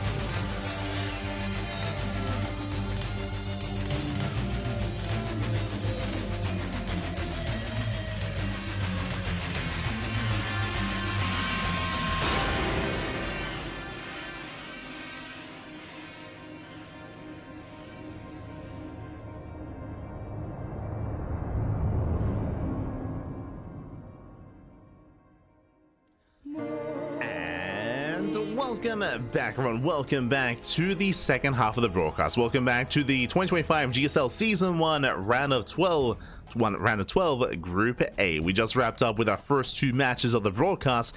Now we are here with the winners match to determine the first player to make it through into Group Stage 2 into the Round of 8. Oh boy. Here we go. Again, when it comes to the format of GSL this season, it is two group stages. First, we have the round of 12, then the round of 8, and then the round of 4 semifinals playoffs bracket. So two group stages, and then the top 4 make it into those playoffs. Again, it is a shorter, more briefer kind of format of GSL, and we're here to determine the first player to make it through into that next round of group stage. For now, we have Cure and Solar. Cure just took down SOS, Solar just took down Reynor, but they both went to the ace match. They both fought their way quite hard to make it this far.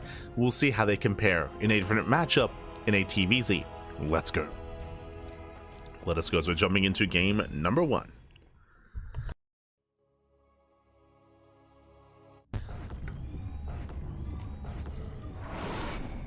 And spawning in the top right hand corner of lane lines, we have the South Korean Terran player, the Blue Terran, representing Team Liquid. It is Cure. And spawning in the bottom left hand corner, we have as opponent, we have the South Korean Zerg player, the Red Zerg, representing Team Falcons. It is Solar. And here we go. Now, coming into this matchup, it's going to be an interesting dynamic here. Cure, he has been very aggressive. I was going to say he's been very aggressive in his TVZs, and that aggression continues as we have two SCVs being sent across the map. We are going for a proxy 2x Marine bunker rush. Let's go. The proxy is upon us. I was expecting this in game 1. I was expecting maybe in game 2 or game 3, but Cure, calm down. The Raxes are upon us. Remember, no gases alongside this. Proxy 2x Reaper is a rare sight in this matchup, so it should be Marines into a bunker rush as well. Now, bear this in mind. This is not an all-in. This is not an all-in. This is aggressive. This is a rush. This is designed, and this should get damage. But you can transition out of this into a factory, into an expansion, into a longer game stage. This is not as committed as a proxy 3 Rax, which is a lot more dedicated. But here we go. And again, the whole goal here would be to get some economic damage, get some drone kills, maybe force an overreaction out of Solar. We'll see how long it takes for Solar to recognize what's going on. Now, thankfully, Solar, his second Overlord, is going to be parked outside of the natural. So even though he does not find the proxy, he will see the SCVs as they come in for the bunkers. Ooh, meanwhile, we still have the SCV scouts, but I believe Solar saw that. So when he sees the proxy, he should recognize, even though there are 3 SCVs, this is not as dedicated. Oh, gasless. No, he went gasless. Oh, no. Oh, I just realized. It was a 15-15 gases opener here out of Solar. Spine coolers are on the way. Here, but alas, this does mean that he was skipping link production. Thankfully, 4 links are in production here earlier. Spawning pool actually, he should be okay. He should be okay here. He's breaking down that first bunker. Does break it down. He does for that. That's a kill, not a cancel. He's going for the Marines. Yeah, he's going for the Marines here. Whew. And Cure, he has to pull away. So far, nice kiting. Cure, he doesn't get surrounded yet, but there we go. 1 Marine is going to be shot down.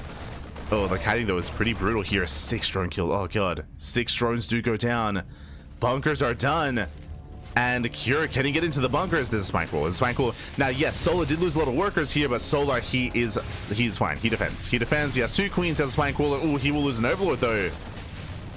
Overlord is under fire. You can see the attempted salvage. Overlord goes down, Solar is supply blocked, and the game will continue. Whew, okay, there's a lot that just happened. And I'll be honest, I don't know who to favor in this kind of position. First things first, gases opener out of Solar.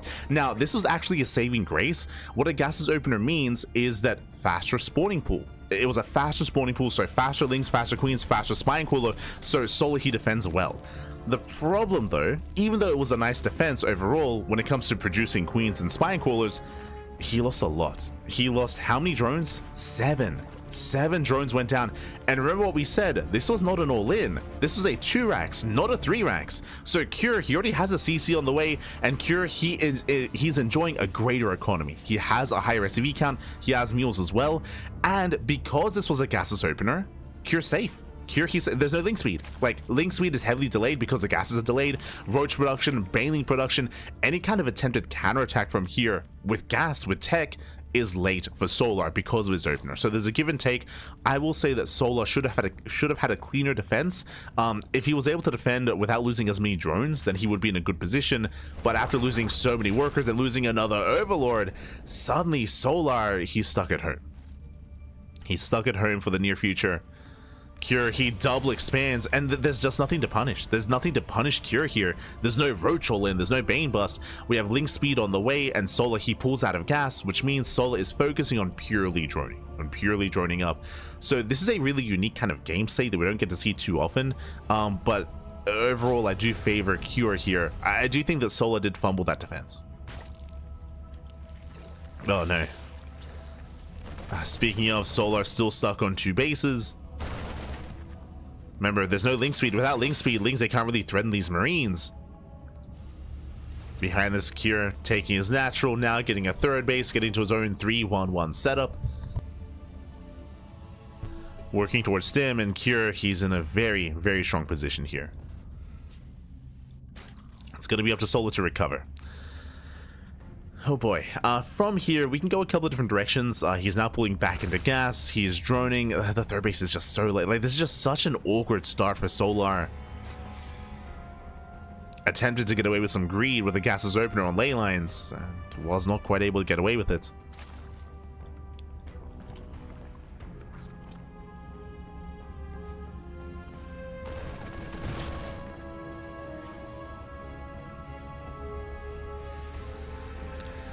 As from here, he's just going to be stuck droning for the near future. Again, he's just stuck droning, stuck saturating, getting to a lair, getting into banelings, I would imagine. He could try to go into roaches as a follow-up for a safer follow-up instead. But I'm worried about the Stim timing. That's my biggest concern here. Stim is almost done, and Stim is lined up with what? With the medevacs. Medevacs have arrived. Cure can soon move out, and I'll be honest, how do you survive against this? How do you defend? How many queens are there? 5. There's 5 queens, there's a handful of lings, no banelings, no upgrades. Queens with good enough transfuse, with the help of the spine crawler, he can defend the 3rd. Solar, he can hold on to the 3rd base. Again, the spine crawler going to come in clutch. If it wasn't for that, the queens, they could just be targeted down. Curie sees the queens, he wants them. It does start to step in, gets 1. 1 queen goes down. That was pre-Stim as well. He avoids the spine crawler, drops into the main. It drops into the main base. The Lings are trying to keep up, but Cure, he can just stand and fight. He can just stand and fight. There's the Stim. Forces back the Lings. There's no spine crawler in the main. And Solar just being pulled apart here. Denied mining.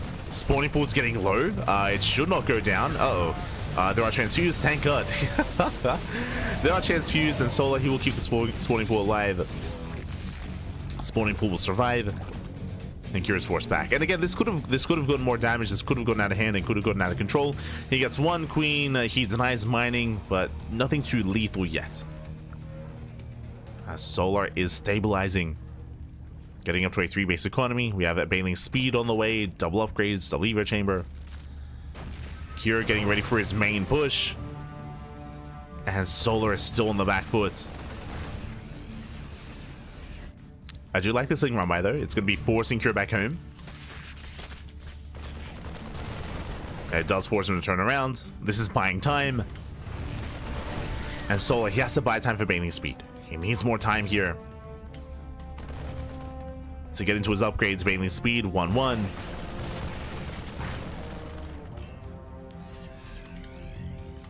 Curie rotates towards the top side. In doing so, Curie is in position to deny the 4th. Baneling speed still needs a little bit more time here. It's almost done. There's a scan. Curie stims in. And Curie, he should not be caught out by these banelings. Yeah, it should not happen. Not against low banes. There we go, denies the 4th base. That's all that Curie needed. He's just containing Solar on 3 bases. Punishing the economy, the production.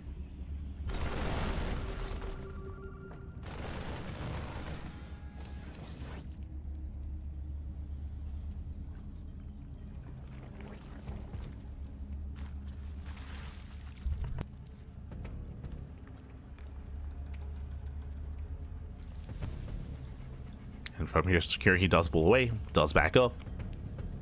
Again, Cure playing it safe. To be honest, I feel like Cure could have just kept going and could have just killed Solar then and there.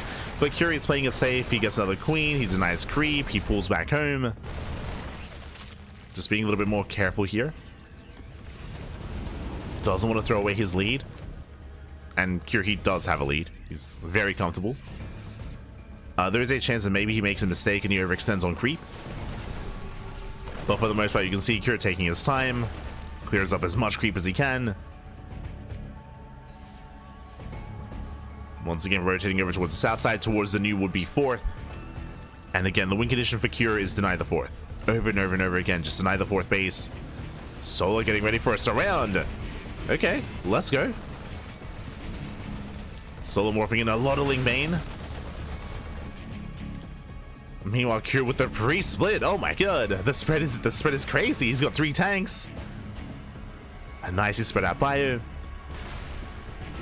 Moving forward with that 3rd tank. Stimming in.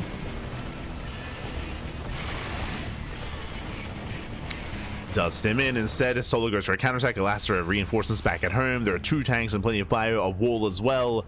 Cure, he defends. And Solo, he evacuates. He evacuates. He knows he cannot save the base. Solo is being patient, but at the same time, Solo also knows that he cannot touch this army. He's gonna try to, but he can't really engage. Not like this. Ideally, Solo has to wait for the unsiege. As Cure, he's gonna rotate once again. By rotating, actually goes back home. Okay, just reinforcing. Now from here, Cure can rotate towards the top side or just keep pushing forward. He has protected this kind of reinforcing path. Ling main force back. Solo once again threatening a counterattack. And Solo is getting into Hydra production. But Cure is maxed. Jesus. Cure, he's maxed out. 2-2 is finishing up as well. Cure is going to be ahead in upgrades. So +3 is now beginning. Cure stimming in. Yeah, this time pushing forward with those tanks. This time he's being aggressive. He wants the 3rd.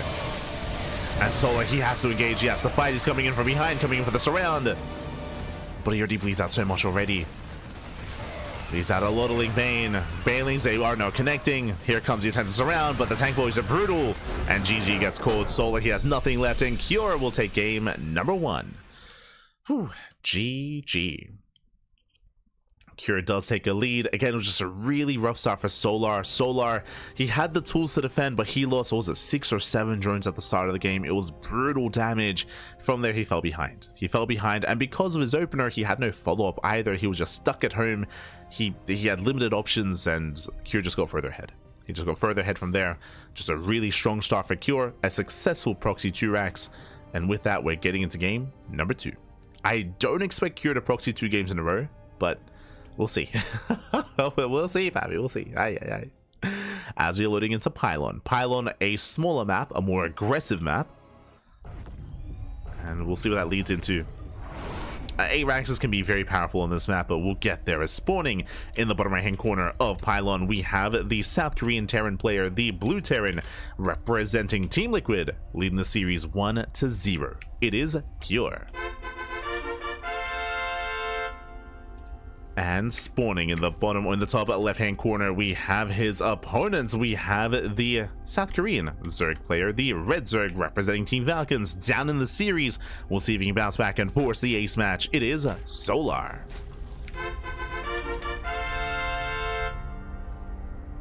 Here we go. Okay, we had a spicy start in game number 1, but this time, Cure, the Raxes are back at home. This time, there is no proxy. So Cure is going for a more standard opener, thankfully. Meanwhile, Solar doing the same, going for a hatch gas pool. This time it looks like Solar, he's not going gasless.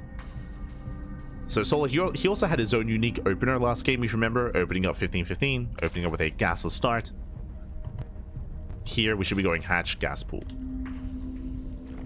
There we go. And we can embrace a more standard early game here on Pylon, but my biggest concern here is how aggressive you can be. Now here on Pylon, the attack path, the rush distance is shorter and it's very direct. You just a straight line across the map, because of that, parade pushes, specifically 3 base all-ins, I'm referring to an 8 racks from the side of the Terran, can be very strong on Pylon. It can be quite difficult to deal with and to handle, so we'll see if Cure does embrace that. We already saw that Cure is willing to be aggressive, and we'll see if he's willing to double down into that aggression as well. But we're getting ahead of ourselves, you know. First things first, we have to build up into that and get into our openers. For now, we have the SCV scout out of Cure. He will confirm the timing of the hatchery. Does confirm, does get eyes on the drone. And you can see Cure, he's waiting for the drone to delay the third. So Curie's on patrol. Ooh, he does barely miss the drone. Curie checks the triangular third base, and Solar slips by and goes for the linear third instead.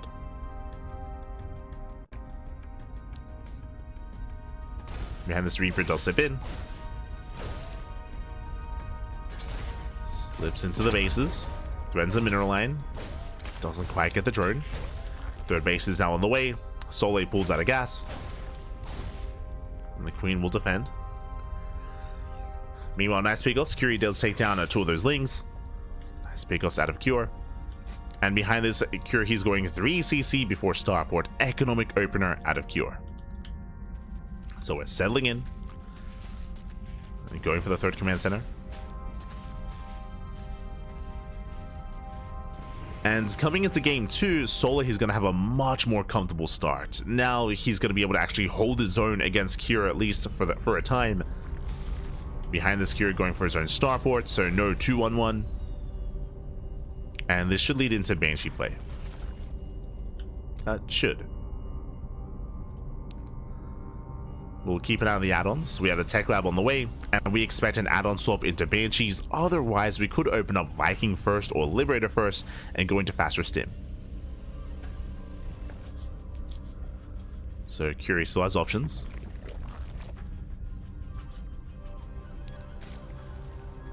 Does have options here. Meanwhile, Solar just droning, saturating, now resaturating his gas geyser, getting to his third base, droning on up. And yep, there's that add-on swap into Banshees.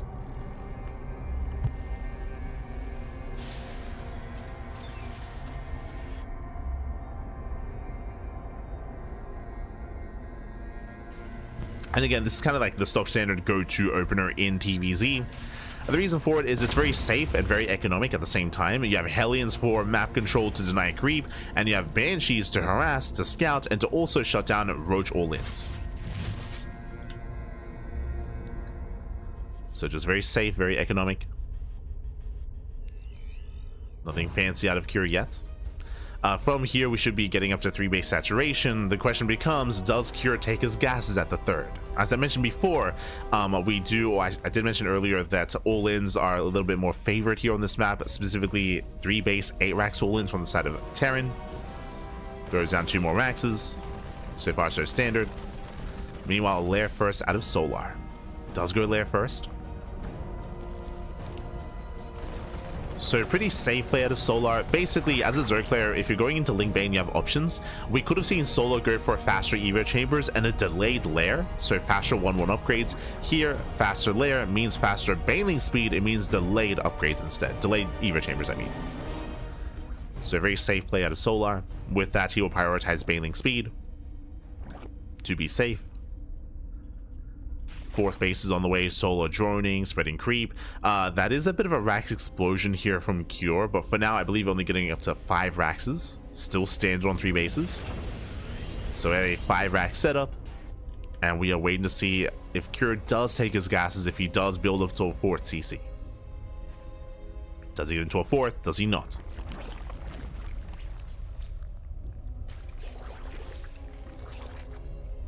As Solar is now going into his upgrades. Baneling speed, and now the Evo Chambers are done, getting to 1-1. Banshees a poke in, they get 3 drone kills so far, not bad.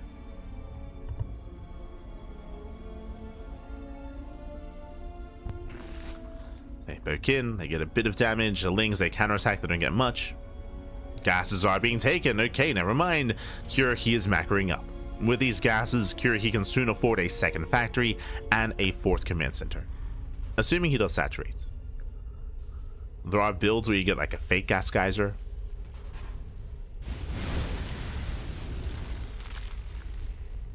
But it looks like CranKy is playing standard. Likewise, Solar taking up into Hydras, going to Ling Bane Hydra. Spreading creep, still droning, still saturating.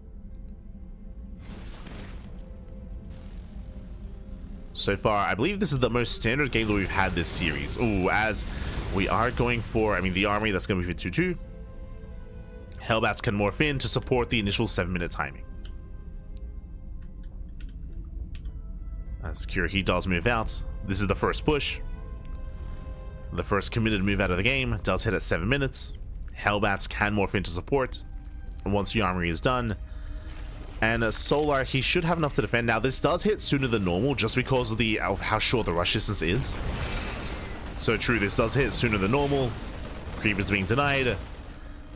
Solar trying to engage from the bridges here is not going to be easy. But the armory is still not done. Still no Hellbats. We need a couple more seconds. Armory is about to finish. And the goal of these Hellbats is to protect the tanks. And there we go. They do morph in. They hit to protect. Instead, Solar counterattacks, heads for the mineral line. SCV is going to be going down. Nice damage at the same time. CranKy is pushing in. Does try to push forward. That's going to be 16. Oh, but 20 SCV kills. Yeah, Solar cripples the economy. The direct rush distance by ground, it goes both ways. Does mean that Soul's more vulnerable. Does mean that CranKy is more vulnerable as well. And CranKy is being forced all in. He's being forced all in. We have 3 more Maxes on the way. Jesus. Yeah, so CranKy is turning this into a 3-base all in instead. No 4th command center. And the 4th base of Solar is going to go down. And we have a give and take. On the one hand, CranKy, his economy is in the gutter. Like, his economy is stifled, it's shut down. CranKy, he has to keep going. From here, he could try to rotate or just keep pushing in. Where do we go from here? As CranKy is committed. Pushing forward. Solar, he's taking up a risky maneuver. Solar's taking. Tank does siege. Solar once again going for another run by another counterattack. Does hit the 3rd base. And once again, does cripple the economy. Yeah, there's no way out for these SCVs. Another 8 SCVs going down. Just keeping and containing CranKy on a 2-base economy himself. But the army is still terrifying. It is making 12 Marines at a time. It's pure Marine tank. No Marauders. No Widowmines. There's no finesse to this army. CranKy, he's just committed. Just all in. He's slowly gaining ground. Now, the longer this goes on, the better it is for Solar.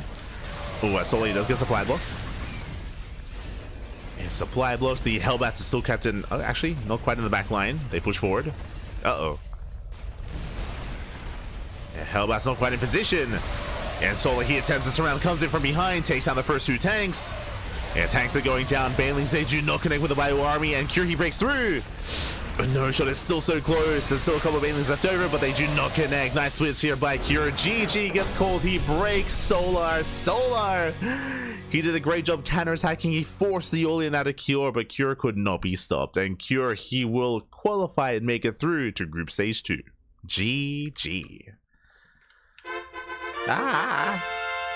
GG, well played. Solar, he was doing all the right things. He did a great job counterattacking. Basically, this was not even a 3-base all-in out of CranKy. It was a 2-base all-in. He had no mining at the 3rd base whatsoever. But we spoke about the short rush distance by ground and just how direct the attack path is. And CranKy, he just kept on pushing forward, forced his way into the bases. Solar, he was being a little bit greedy, taking up into the infestation pit. That is true. But alas, it came down to the main fight towards the end there, and again, CranKy, he just had an overwhelming army. He was being so careful and so efficient with his forces when he broke the 4th, when he was moving on in. And again, the Banelings did not find their connections. GG, well played. CranKy makes it through. CranKy, he does make it through. Again, a very intense winners match there, and that leads us into the elimination match. Oh boy. Now, if you're a fan of Solar, don't worry. Solar, he's going to be knocked down to the decider match. Solar, he's waiting for the winner of the next series. Waiting for the winner of the next matchup here. It's going to be a best of 3 between Reynor and sOs. Now, coming into this group, Cure, he was the favorite player, that is true, but still, like, I could definitely see an ace match happening. Like, Solar, he was so close to defending against that all-in, he was so close to holding on, barely not enough. The map was hurting him 100%. Map wasn't making things easy there, but we do find ourselves here in that second last series of the broadcast. Here we go. The loser of this series is out of GSL. So we jump into our PVZ as we jump into ley lines. Let's go. Now, we did cast Reynor's ZVP during the qualifiers of GSL, and honestly, it was looking quite solid. He was very aggressive in that, and Reynor did go down to Hero, but Hero, he is the best Protoss player in South Korea, arguably the best Protoss player in the world, so there's no shame in falling to Hero. Meanwhile, coming into this, I would favor him, to be honest. Spawning in the right-hand corner, we have the Italian Zerg player, the Blue Zerg, representing Basilisk. It is Reynor. Traveling all the way to South Korea from Europa. And let's make that trip worth his while. As spawning in the bottom right-hand corner, we have the returning player himself, the Red Protoss, representing Streamer Zone. It is sOs. Again, sOs, he has been gone for around a year. He's been gone for quite some time from the game, assumed to be retired, but no, sOs, he did come back here for this final season of EWC, potentially. I'm sure that did spark his interest. So sOs, he is back. And he's been looking pretty good. He's been looking pretty competitive, I should say. Despite that, coming into this, so sOs, he hasn't really been back for too long. I still do favor Reynor coming into the series, but at the same time, I don't really know exactly what to expect from sOs. When it comes to the biggest or weeklies, and when it comes to the qualifiers, we mainly featured sOs against Terran and against other Protoss players. That's where sOs did thrive. Against other Zerg players, we've seen less of sOs. So I don't really know what to expect from his PVZ. I mean, we're about to find out. We are about to find out. When it comes to Reynor's play, Reynor, he was very aggressive against Hero. Very aggressive, very assertive, often going for Ling floods, Ling counterattacks, often going for certain all-ins on 3 bases specifically. Very often 3-base play.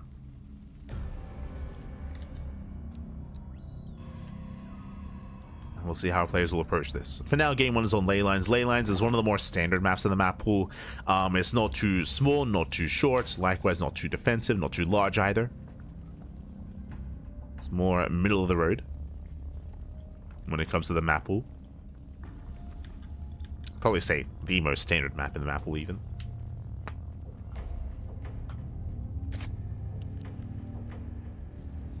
A map that is often played and rarely vetoed, unless the player has a specific build in mind. But now, Stargate opener out of sOs. Nothing crazy yet. Nothing wild.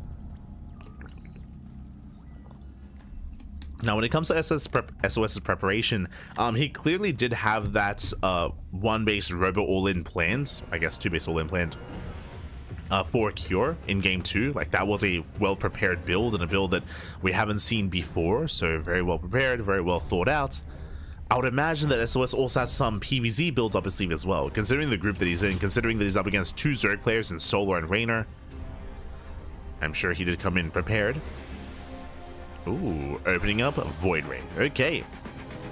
So, Void Ray opener out of sOs is not the most standard way to play. This is designed to hunt down Overlords. Hunt down Overlords and to keep Reynor in the dark, and to keep him guessing. Now, a Void Ray opener can lead into a second Stargate, into a fast fleet beacon, into Sky Toss. It can lead into mass Void Ray, Tempest Rush, Carrier Rush. It can also lead into a standard game. It can lead into a 3rd base, into Oracles, into a standard game state. It doesn't have to be cheesy, doesn't have to be hidden tech, but it can be. That's the scary thing about it, is that you don't know. Oh my god, speaking of, we have the answer. I was like, it could be hidden tech, it could not be. Fast fleet beacon, we are rushing into a couple different things. This could be a Tempest rush, this could be a Mothership rush. I'm leaning towards double Stargate. Double Stargates, we are rushing into Tempest or Carrier. Both options are viable here for SOS. And upon seeing the Void Ray, this is one of the many possibilities that this could be. I'm sure this is racing through Reynor's mind. Is it going to be Sky Toss? Is it going to be a switch into Glaive Adepts? Is it going to be a switch into Oracles, into a standard game? Again, it's on Reynor to piece it all together, as he cannot rely on his overlords. And it is going to be the Tempest Rush. Okay. Oh, rushing into Tectonic Destabilizers as well. Okay, that I was not expecting. Now, from here, SOS can double down and go into pure Sky Toss, or he can go for a switch. He can make maybe 2, maybe 4 Tempest at most, and then go for a hard switch into Blink Stalkers, into a ground army instead. There are options to embrace this style.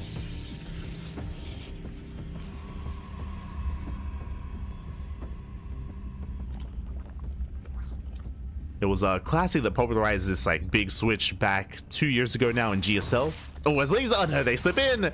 Hero, as the wall is not a wall, Lings, they flood into the main base, and there's Reynor, he gets a full scout. He gets a full scout of everything. He sees a Tempest, he sees the Fleet Beacon as well. He sees everything. This should not have happened. Ay, ay, ay. SOS has been watching too much Hero. He's been watching too much of his old rival. He's like, oh, Hero does this, it works, right? He's like, no, not like this. Not like not when you're hiding tech. Ay, ay, ay. Not like Hero. Not like Hero. As Tempest are producing, of course, Reynor now has a heads up. He's making more queens. He's making an extra wave of queens. Spores are moving in position to protect the mineral lines. Spire is on the way. Reynor, he has everything he needs to prepare to shut this down. First Tempest has arrived. Lings, they counterattack. They deny the shield battery. Tempest slowly working their way in. Now these Tempests, they should not go down. The queens are here to buy time for the Corruptors. As Adepts, oh, they shade into the third. Not bad. They get 2 drones. They get 3 drones. Just 2. They get 2. Tempest, they take down the Spore. They do catch another drone.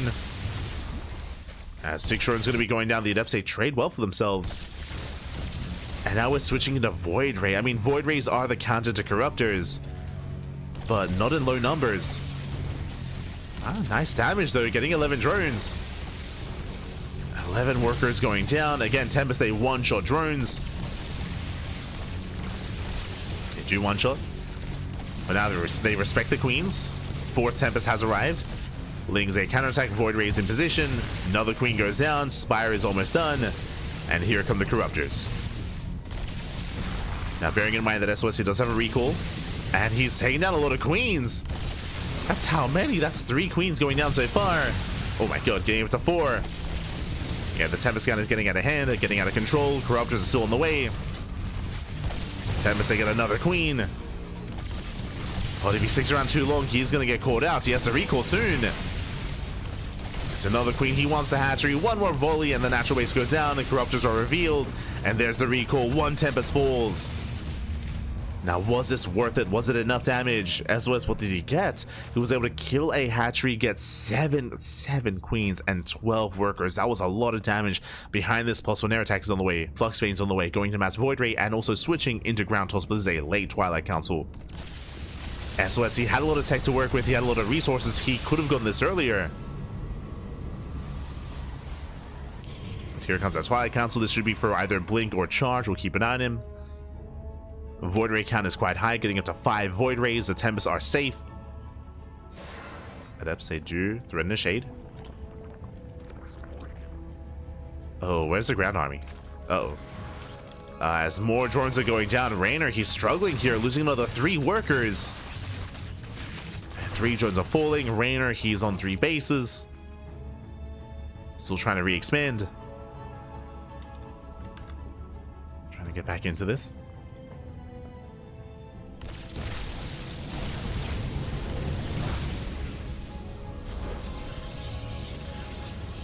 As with that, SOS, he does maintain, does hold.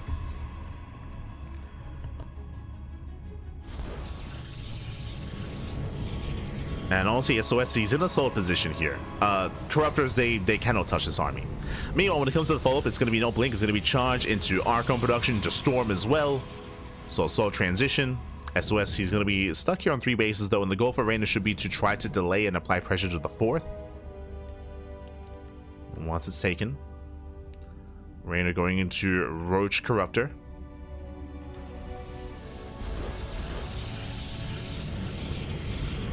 As both players are building up.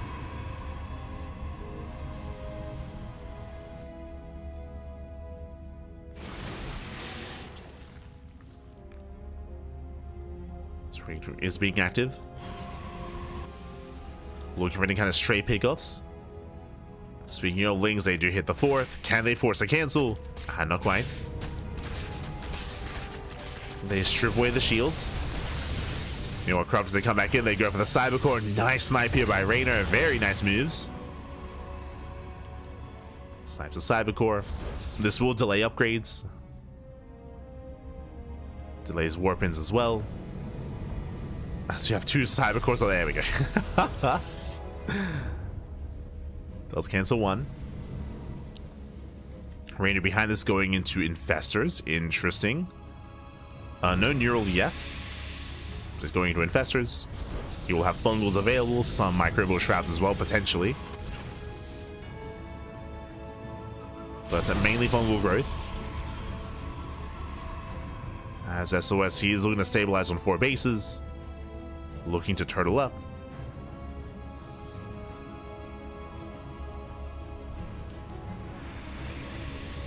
And he shouldn't be pushing anytime soon. He's just waiting for his upgrades. We have +2 on the way. We have Blink on the way. Again, building up his ground army. Storm is done. And likewise, Reynor, he's forced to take up. Like, Reynor can't break him. The reality here, Reynor cannot break this position, so Reynor also has to mass expand, a drone up, taking up into Hydras, into Lurkers. We're getting into the late game. And the question becomes, how good is SOS's late game? Like, Reynor, he can be quite comfortable here in this kind of position if he can get into his ideal composition. He still needs those Lurkers. Like, right now, he is vulnerable to a ground push without Lurkers. So Reynor, he is vulnerable right now. He has to rely on those Ravagers instead. As Corruptors, they get caught out. Reynor has to get the hell out of here. Has to pull away. Oof. As Corruptors, they take down 1 Void Ray. Just the 1. Lurker Gen is now done. Lurker upgrades on the way. Reynor needs a little bit more time for the Lurkers. 6 Hydras on the way. Oh. Biles a zone. Ravager is going to be a great way to delay the push as well with those Biles. 10% looking exposed. Corruptors are coming from behind. And nice bungle. Ooh. Biles, they take down 1 Void Ray. There's what, 4 Void Rays left. Oh, down to 3. Base goes down. Again, Reynor being so patient with those Corruptors. He's got a wall of Spine Crawlers. SOS, he does commit in.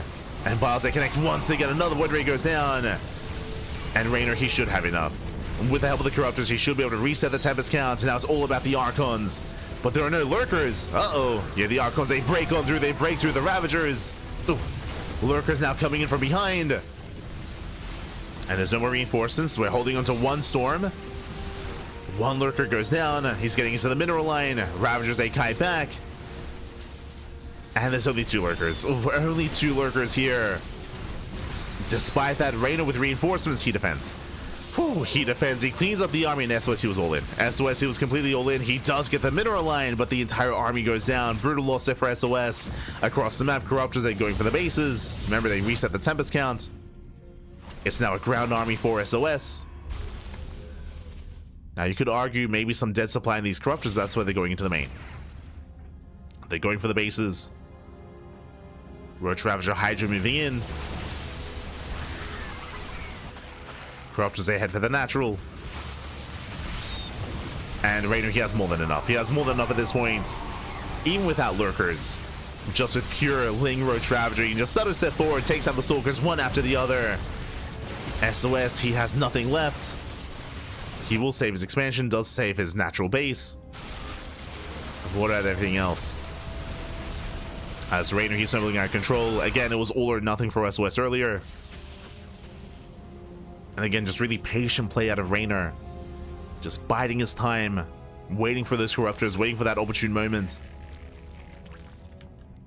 Waiting for SOS to overextend, and it happened. It did happen.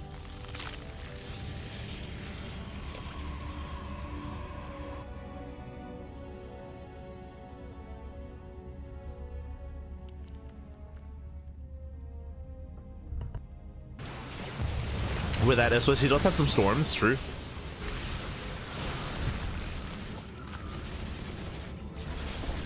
Does have a couple of storms, but the Lunkers, they're moving in. They're zoning away the army. He's just cutting SOS off from his own bases. One lurker goes down. But Reynor's still trickling in. At the same time, linking right towards left-hand side, does catch out the Immortal, not bad. SOS trying to hold on, trying to keep up. Oh, going for the Observer, not bad. Observer goes down, no detection. Lunkers, they reign supreme, they take down the High Templar. No, there's no detection. And again, Reynor, he has done it. He has broken SOS. It all came down to that one big fight. And did not go well enough for SOS. It was close, though. It was close. As we mentioned, Reynor was also doing a great job at buying time. Remember, it was all about buying time for the Lurkers. Did pull it off. The Lurkers, that weren't a major part of the defense, to be fair, but did help. Did help out. And with that, Reynor, he's here to overwhelm. Denies the 5th, now going for the 4th base. SOS, he's coping a little bit here. He's it's a little bit of cope. As he attempts to counterattack, catching reinforcements. Who catches who? And Lunkers, they move in to defend. They clean up the counterattack. Archon's trying to move in. And SOS, he's down to, what, 3 Archons, 1 Immortal, a couple of High Templar, a couple of Zealots. But he just cannot save his expansion. He cannot move into these Lurkers. It's not going to happen. Not like this.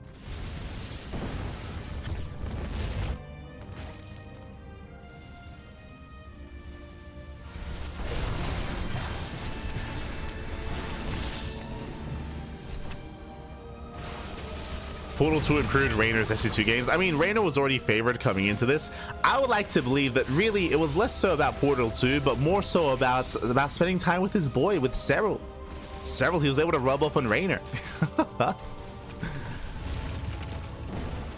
More importantly, Reynor, he was able to get a glimpse of the inner workings, the inner mind of Cyril. There you go. Understand the thought process. Understand the mental. And GG gets called. Reynor, he will overwhelm. And Reynor takes game number 1. Whew. GG. Oh. Reynor, he does take a lead in the series. GG, well played. And we'll see if SOS can bring it back. Now, SOS, he did have a very unique build. And honestly, the opener wasn't too bad. Remember, SOS, he was able to kill the expansion, able to catch 5 queens, 5 to 7 queens even, get 11 to 12 drone kills as well. It was good damage with the Tempest early on. As we mentioned before, it all came down to the move out. It all came down to the first big push where we had a decent Tempest count. We had a decent amount of ground army as well. If you remember, in the lead up to that push though, we saw that SOS did bleed out a lot of Void Rays. He bled out a lot of Void Rays on his way across the map. That did mean that his air army was that much weaker. It meant that the Tempest were more vulnerable, and the Tempest, they went down real fast and real quick. The Corruptors, they came in from behind, and there was so little to protect those Tempests. You could argue that SOS, he really failed when it came to his positional play, when it came to protecting those Tempests with his Archons on the ground, with his Void Rays as well. His Tempests were exposed, and with that, SOS, he was torn apart. GG. GG, well played. That leads us here into game number 2, and the question becomes, do we have another spicy build ready for this? Again, last game was not normal, but SOS, he went Void Ray first into a Tempest Rush. I don't believe we're going to see that again, but we could see something else. We could see Glaive Adepts, we could see DTs, could see an Archon drop opener. there are options for SOS. Here we go. As spawning in the top right hand corner of Ultra Love, we have the Italian Zerg player. We have the blue Zerg leading the series 1-0, representing Basilisk. It is Reynor. And spawning in the bottom left hand corner, we have his opponents. We have the South Korean Protoss player, the red Protoss, representing Streamer Zone. Down in the series, we'll see if he can bounce back and make a series out of this. It is SOS.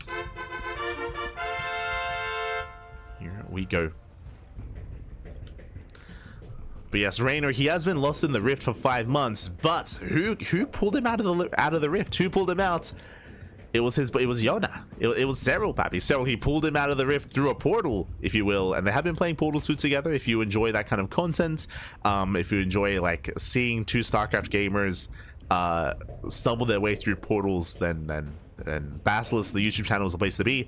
They're uploading on a relatively regular basis. What is crazy to me, it just puts things into context as to how young Reynor is. Coming into it, Reynor, he had never heard of Portal before. Again, Reynor, he's a bit of a zoomer. He's on the younger side of things, and it's wild to me to hear that someone just hadn't heard of Portal before. I'm shaking my head. But they've been enjoying themselves, and again, at least Reynor, he's out of the rift. He's out of League of Legends. They go broadouts into Portal, back into StarCraft. Love to see it. Do love to see it here. And yeah, he's playing with Cyril. The content, Pappy, the content.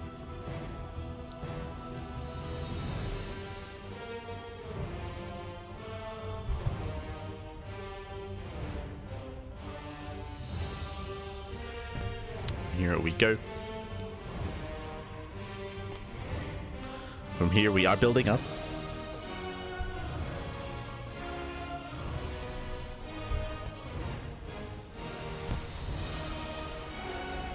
Reynor countered. It wasn't necessarily Reynor's counterattack. If you remember, his counter killed... he was able to get one Tempest and able to get a Cybercore.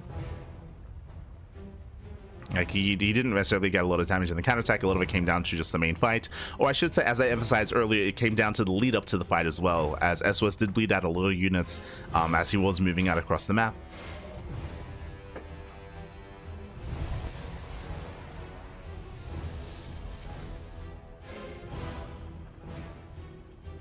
But now we're getting into our next game, and we do have a Stargate opener once again out of SOS. Now, I do like the idea of SOS going for a Void Ray opener 2 games in a row. I do like the idea, just because it will be just a bit of a mind game to kind of get eyes on Reynor.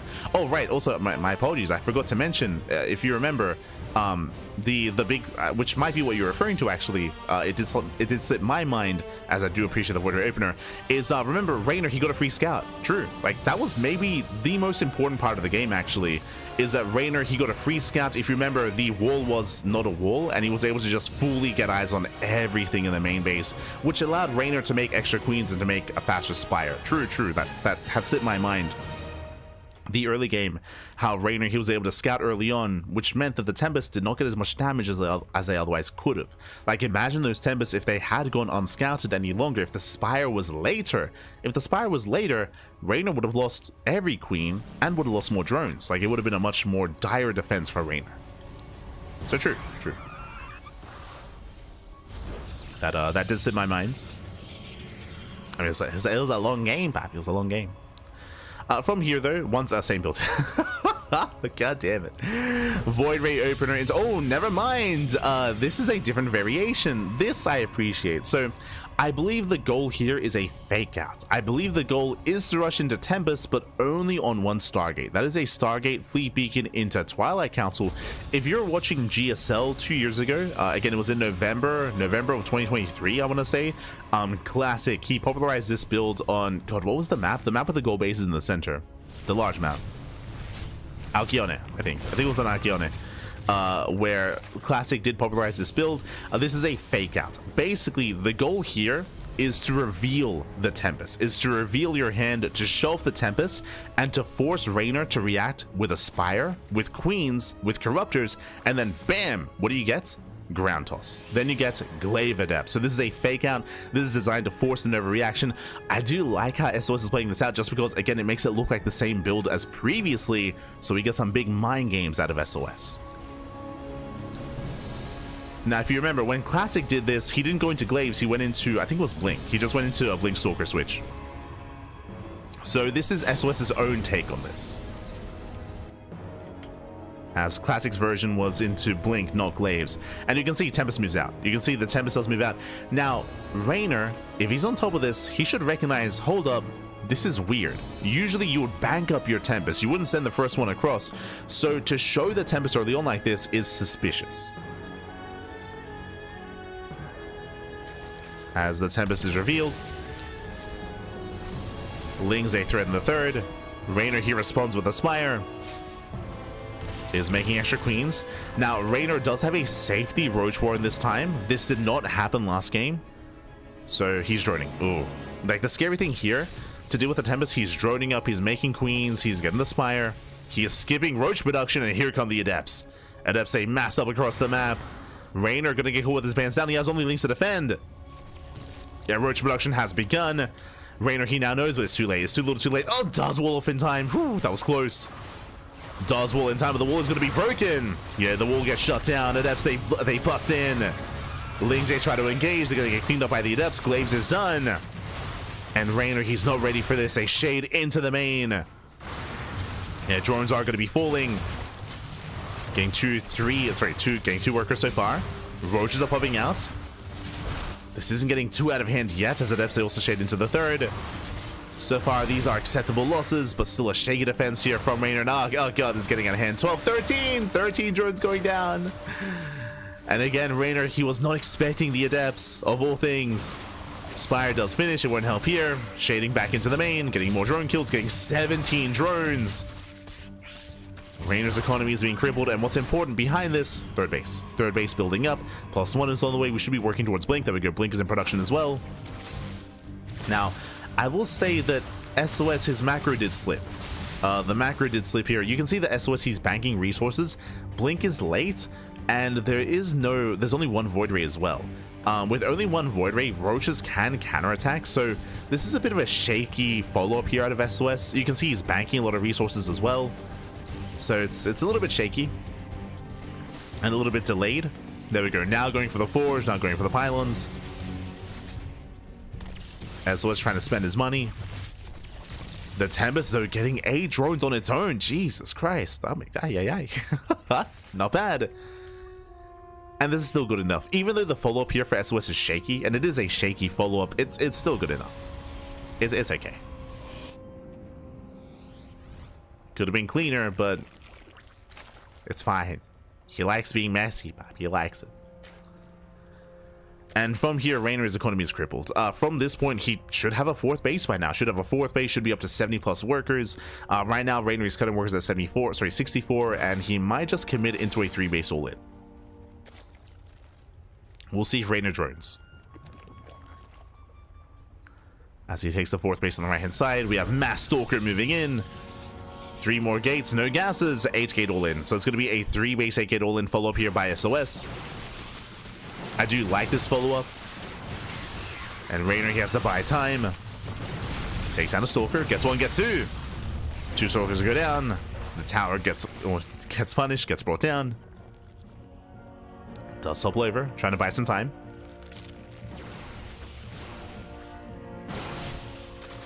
As SOS does go for the expansion.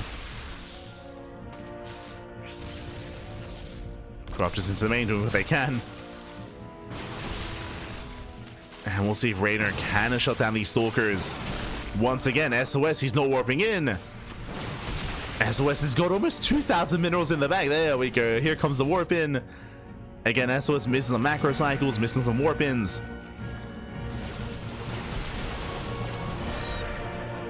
He has to keep this going. He has to keep this up.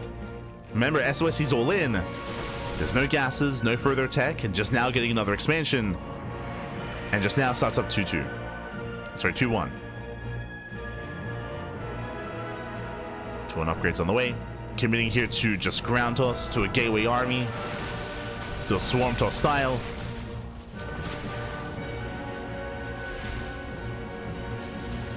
Reynor getting into Hydras. Making a token muta. Let's go. The token muta has arrived. Reynor gets us around, and I believe he should... Oh, it's going to be close. Can he force a cancel? Can he force the... He can! Does force a cancellation. And Reynor switching out of Roach Ravager into Hydra. And ideally into Lurkers. So Reynor, he's stabilizing. SOS had a strong start, but again, the follow-up left much to be desired. The token muta. Let's go. Token muta slips in.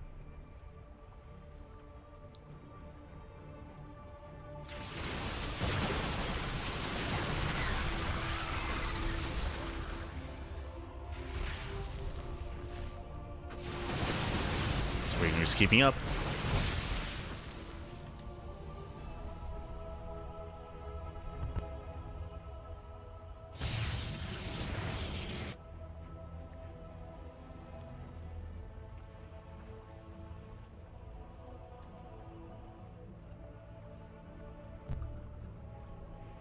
And SOS, the problem here is that with this kind of army, he has to be more active. He has to be poking in non-stop, picking off Lings, picking off Roaches, picking off Ravagers. Being passive like this is kind of a waste of supply, as Reynor is able to drone up and max out. Is maxing out. SOS now in a rough position. Storm is not ready. No.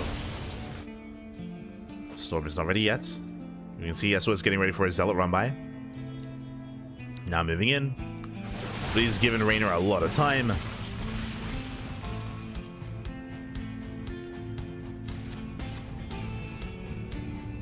As Reynor, he's ready for the run by as well. He does spot the Zealots. Storm is done. Storm is done. Hive is finishing up for Reynor. Lurker dead as well. The problem here is that Reynor, he's taking up into like a greater composition. SOS isn't. At this point, SOS will need to go back into Tempest and back into Skytoss. Oh, links in. Yeah, bleaches the main army. Vials, they do not connect. Nice fight here for SOS.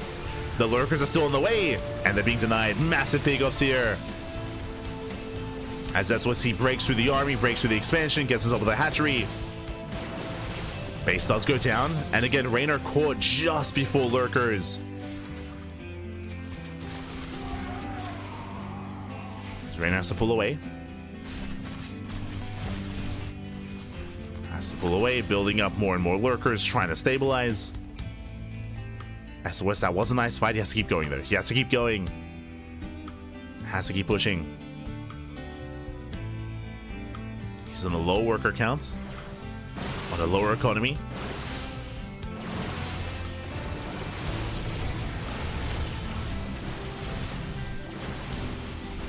Breaking down those rocks. The longer this goes on, the better it is for Reynor, as Reynor is just building up a larger lurker army. He's up to 5, soon to be 7 lurkers. And there we go, getting up to 10, getting up to 11. More lurkers morphing in. Reynor is keeping up with the rotations. And at this point, upon seeing these lurkers, we need to go back into Tempest. Like, we need to go back into Skytoss. Oof. Yeah, no detection. Oracle's on the way. Corruptor still came with the production. Just chilling in the main. How long has that Corruptor been there? Sure, yeah, just free scouting.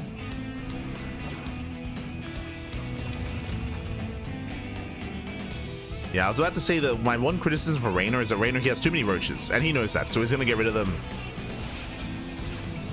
Does go for a massive roach waddle by. Breaks through the Zealots, gets into the natural. And as we get at roaches, Reynor, he should replace this with more Hydras, more Lurkers, more Lings. There's the recall. Nice trade here for Reynor. And the Hydras are amassing. It's just a really nice way here to get rid of these roaches. Speaking of, another roach run by, another roach counterattack. More Hydras are amassing. Now, is Reynor losing too much too quickly is the question here. SOS doesn't punish. I do think there's a window here because there are no roaches to protect these lurkers. These lurkers are quite exposed. Now would be the time for SOS. But that window is closing.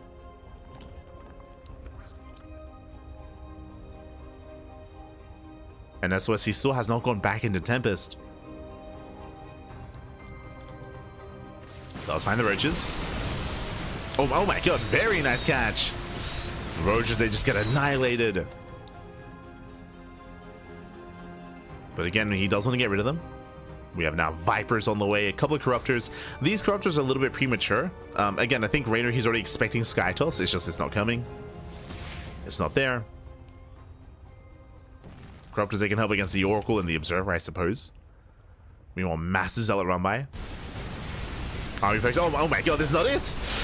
SOS forcing his way into Lurkers, and so many Stalkers go down. This is not the trade he's looking for. Bleeds out a lot of Stalkers.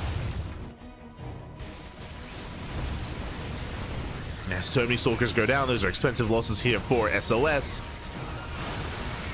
Bleeds out an Immortal as well.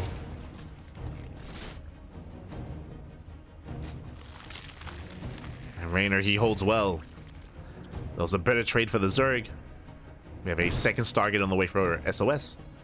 Now, finally, he's getting ready for Skytoss, but this is late. Like, this should have begun, like, what, 5 minutes ago? Basically, when the Lurkers were first seen, that's when SOS had to start working on that. And he didn't.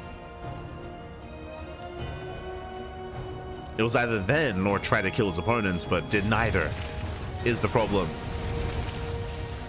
And now Reynor snowballing out of control. He's snowballing out of control. There is no Skytoss. Reynor pushing right down the center, right down mid. There are some storms to zone. Reynor still does leave these Lurkers back at home to defend. He's still ready for the Zealot run by. Zealots are still in position.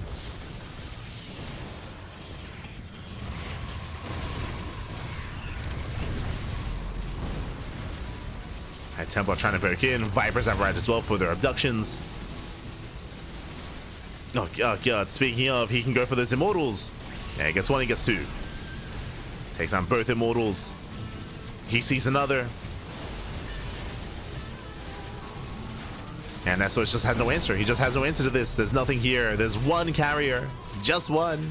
Sorry, two. But there are already Corruptors. Speaking of, the Corruptors, they just move in, and SOS is going for the base trade. But again, this is a late decision as well. He now realizes that he just cannot move in. So he's going for the base trade. It's the best chance for SOS. Base is going to be going down. Zealots, they do bust into the mineral lines. Drones are going to be falling. Reynor, does burrow. Does burrow in time. Meanwhile, the main army does break into the main, and Reynor, where do we go from here? Do we keep pushing? It looks like he's coming back home.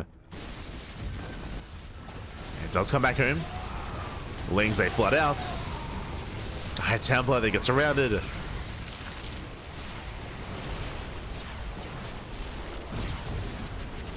Now is Reynor going back into his own main. Does have those abductions. He can't target the mothership, but he can go for the Immortal. There we go. Nice catch. Immortal goes down. From here, he can go for the carrier. As he's pushing in, carrier goes down. There's the attempted recall. Oh my god. Mothership falls. And that was everything that SOS had. Like, SOS, he was just completely all in with that. That's all he had left.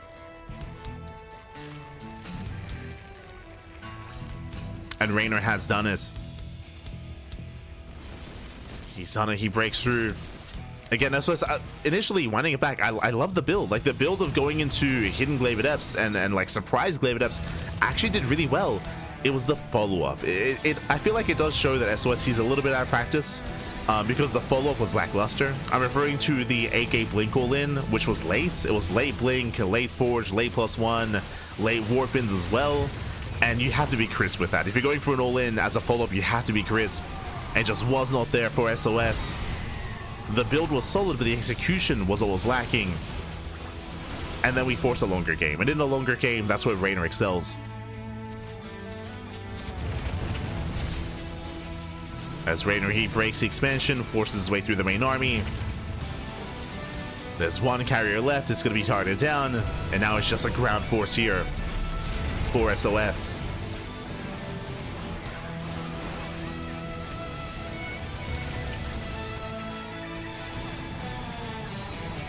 As is the final mining base, SOS. Oh no, the boys, they have to get out of here.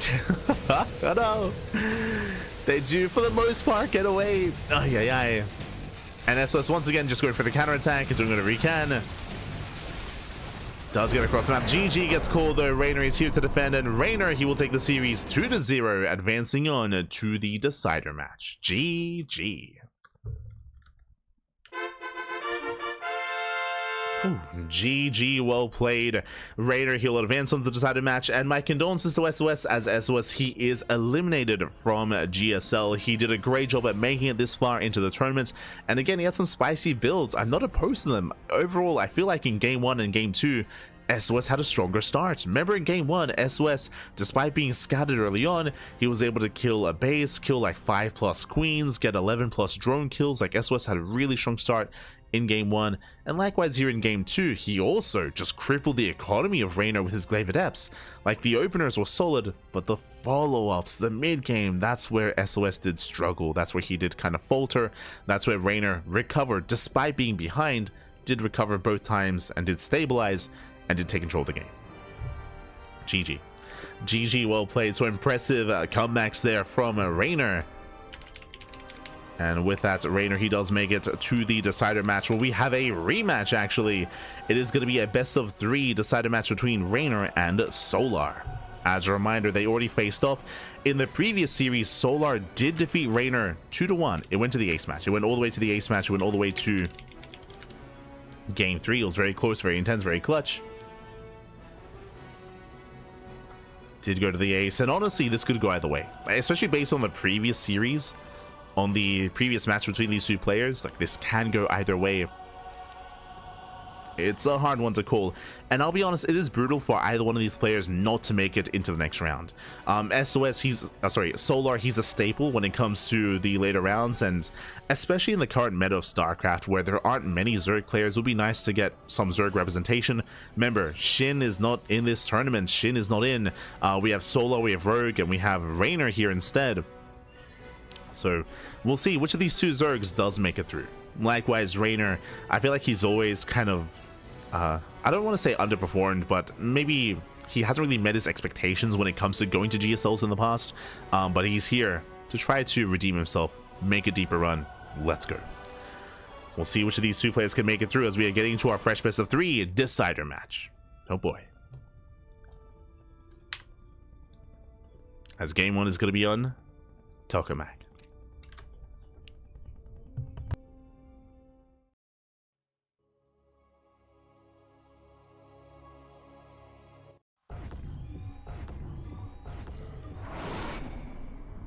Here we go. Spawning in the bottom left hand corner of Tokamak, we have the Italian Zerg player. We have the blue Zerg representing Basilisk. It is Reynor. One of the two foreign hopes in GSL, and spawning in the top right hand corner of Tokamak, we have the red Zerg player himself, the red Zerg representing Team Falcons. It is Solar. From South Korea, and at least we have one Zerg player confirmed for the next round. Will it be Reynor? Will it be Solar? Yet to be determined. When it comes to the foreign hopes, of course, we have Reynor and Trigger, both competing in this season's GSL. Trigger, of course, has also been staying in Korea for the past 9 months. He's been there for a long time at this point, training, practicing, competing, living his best life. And his recent performance have reflected that. But for now, it comes down to the ZVZ. For now, hatch gas pool, standard openers out of our players. Now, as a reminder, if you missed out on the previous series, the previous time these two faced off earlier today in this broadcast, it was very close, very intense. We never saw a standard macro game. We never saw it. It was non-stop aggression, non-stop all-ins out of Solar and Reynor. They took turns. They did take turns. In the end, Solar did come out on top. There was a lot of mind games. There was a lot of fake outs, a lot of attempted droning, fake droning as well, and just committed timing attacks throughout the entire series. I expect that trend to continue. I don't expect long macro games. We didn't get it last time. I don't expect it this time. But for now, standard opener. for now. Hatch gas pool. Never at any point have we seen any like 12 pools or 13 12s between these two players. It's always been aggression on at least 2 bases.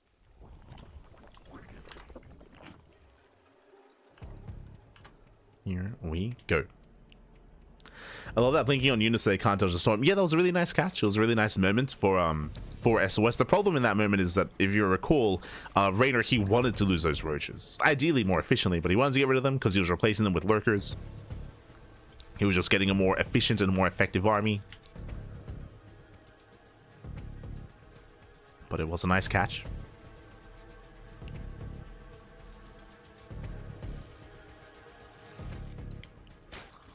As from here, we do have our players settling in. And again, we expect our third bases, we expect our bailing nests. Reynor, he pulls 1 out of gas in the main. Likewise, Solar pulls 1 out of gas as well. I point this out just because, if you remember, if you recall, we did have Reynor have a build previously where he pulled 2 out of gas and he had extra links as a result and delayed banelings, and he was able to kill the third base of Solar. That did happen in that last series, but not this time. For now, standard openers, Bailing Nest on the way, third base on the way for both players. So far, mirrored builds. Right now, we're waiting to see early Evo Chamber, early Roach Warren, waiting to see early Tech. And who flinches first? Who blinks first? Or for the first time, do we just drone? Do we just drone? Do we get into Roach v Roach? Does that happen for the first time in this series? Or in this matchup, I should say, between these two players? In today's broadcast. There we go. That's a better way of putting it.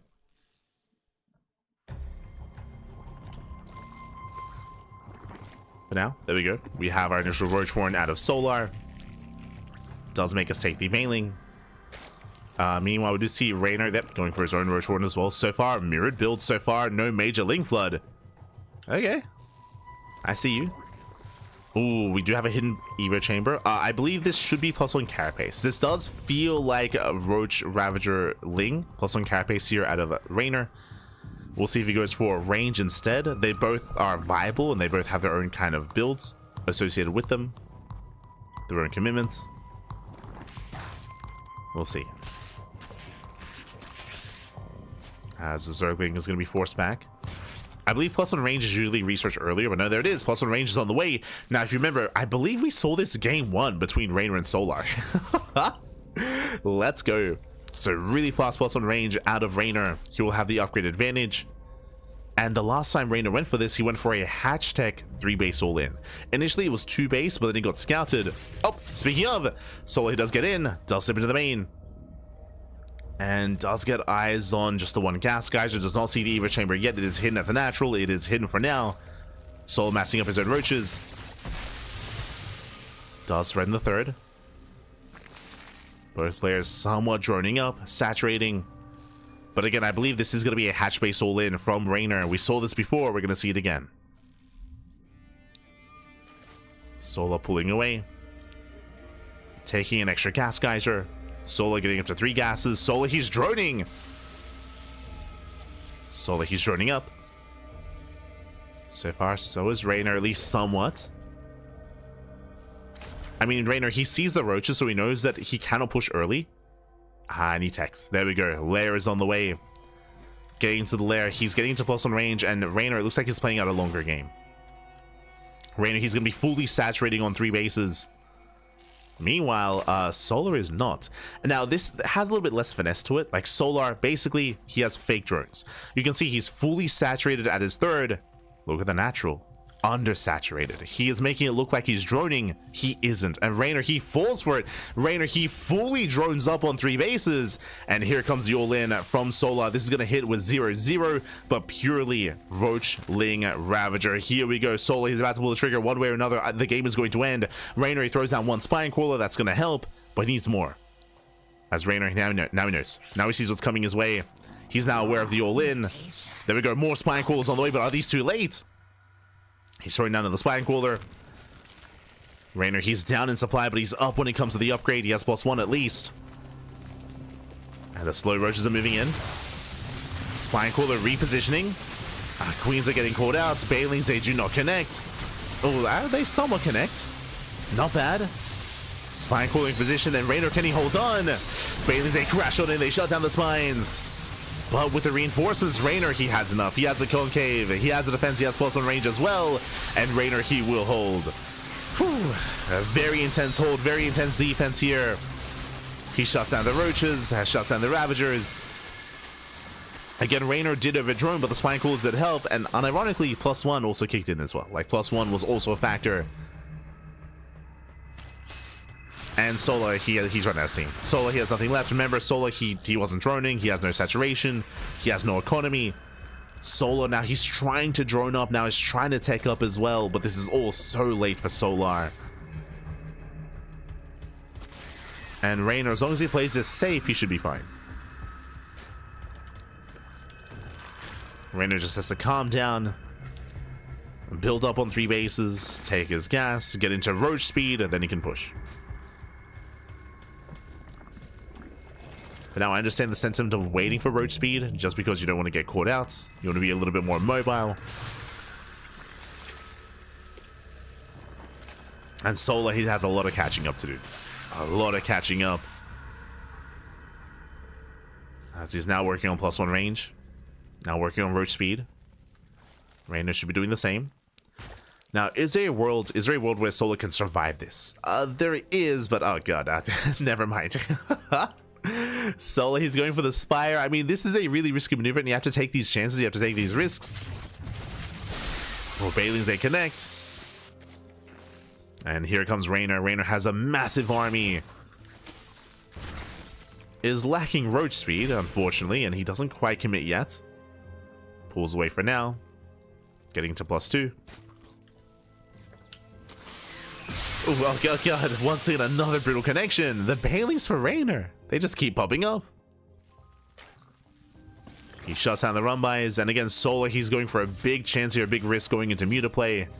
But Reynor should break Solar before Muta's come into play. He should be able to break him. As Reynor, he's waddling across the map, even without roach speed.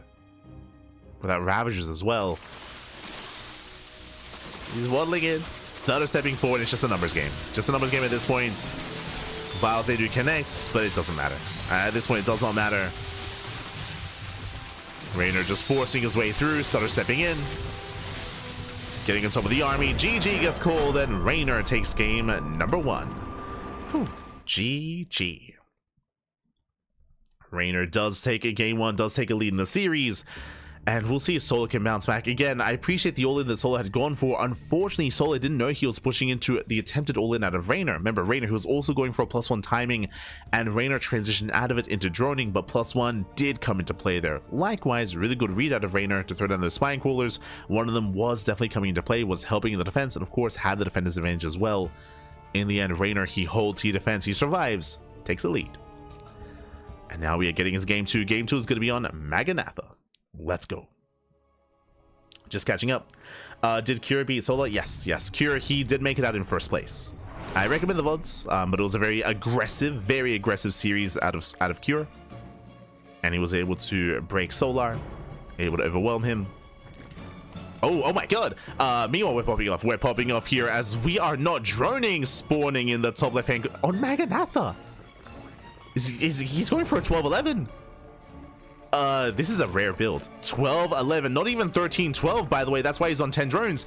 Spawning in the top left-hand corner of Maganatha, we have the South Korean Zerg player, the Red Zerg, representing Team Falcons, going for the all-in, going for the 12-11. It is Solar.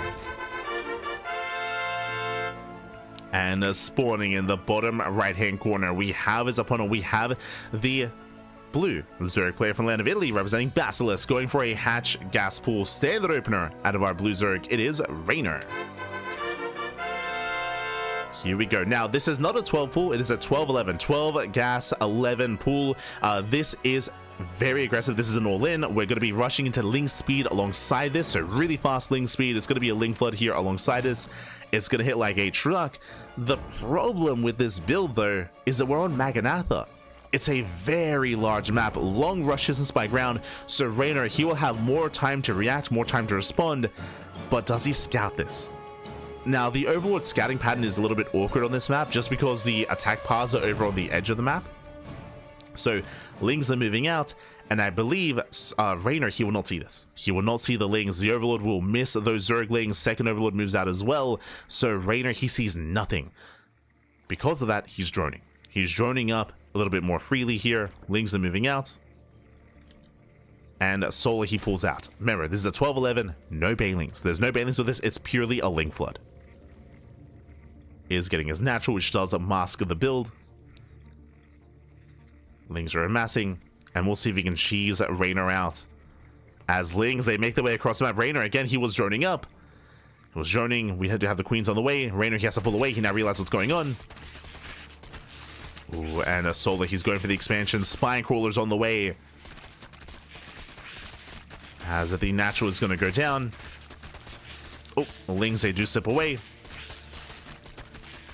do slip away, but the base is now halfway down. Reynor going for his own Bane counterattack. Even for the boys. Can he save the base? Can he save the expansion? He's going to try to, but he shouldn't be able to. He shouldn't be able to. Yeah, Ling Speed kicks in, especially with Ling Speed. Collapses on the army, takes down the base, pulls the hell out, and the natural falls. Natural does fall. Lings, they attempt to surround, they don't quite get it. Again, he wants the queen. And behind the Solar's droning. Behind the Solar, he's droning up. He's transitioning out of this. He got the damage that he wanted. With his Baneling Nest, we do see Reynor's being very defensive, very safe, which means he will survive. But Solar can drone. Solar, he can drone up. We can calm things down. Whew, okay. We can calm down, we can drone up, and Solar does take a base lead. Ideally, Solar, he wants that Baneling. Reynor, he pulls away. Does save the Baneling. Oh. Early Evo Chamber. Okay. Are we going to plus on Carapace? Reynor with an interesting follow-up. Again, he's pulling into gas. So he's got a lot of gas income here for the initial upgrade. Solar does not see what's coming his way. Behind this, Solar, he's droning, getting his own safety Baneling Nest, saturating his bases. Solar, he's free to saturate. Free to drone up. And yeah, it is Carapace. Carapace is on the way. So I'm curious if this is going to be for a Ling Bane all-in, or if this is going to lead into Roaches in the mid-game. We'll see. Of course, Carapace does benefit both Lings and Roaches and Banelings. But Solar, oh, he does not get the scout off. He does not sit by. Reynor moving out with his own counterattack. At least attempts to. Solar slips in. Yeah, he's now aware. He sees the researching Evo Chamber. He knows about Carapace. He's aware. Solar building up his own Ling Bane.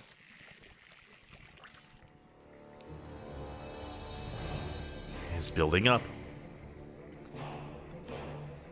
Reynor threatening the third.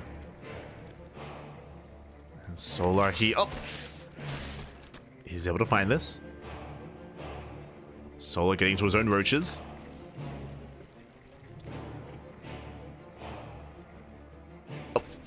Once again, trying to bait out those Banelings. Buying more time. And behind this, Reynor's just droning, getting a third base. Both players are. Both players are droning up. Ooh. Baneling survives. Solar, he wants it. He wants the Baneling. Up. Doesn't get it, though. Nice movement, nice control. Does not get the Baneling. Both players are expanding. And from here, Solar, I believe he has to be more defensive. Remember, he knows about the upgrade. He's aware of the upgrade advantage that Reynor's going to have. Despite that, Solar is going for the third. He wants the expansion. Likewise, Baneling's waddling in. Oh, they do attempt to trade. And they do trade almost 1-to-1. All the Banelings go down for Reynor, but there's one Baneling left. Thankfully, if it wasn't for the Baneling, then he may just lose these queens. Oh, and nice control there by Solar. Takes down the third base, pulls the hell out of there. And back at home, we just need Roaches. We need as many Roaches as possible. Roaches are amassing for Solar. He pulls back home. Reynor, he breaks out, and Reynor is droning. Reynor is droning up behind this. So yes, Reynor, he reveals these roaches, but he's droning up. He's trying to get into a longer game state. Lair is on the way. Solar, he saw the lair.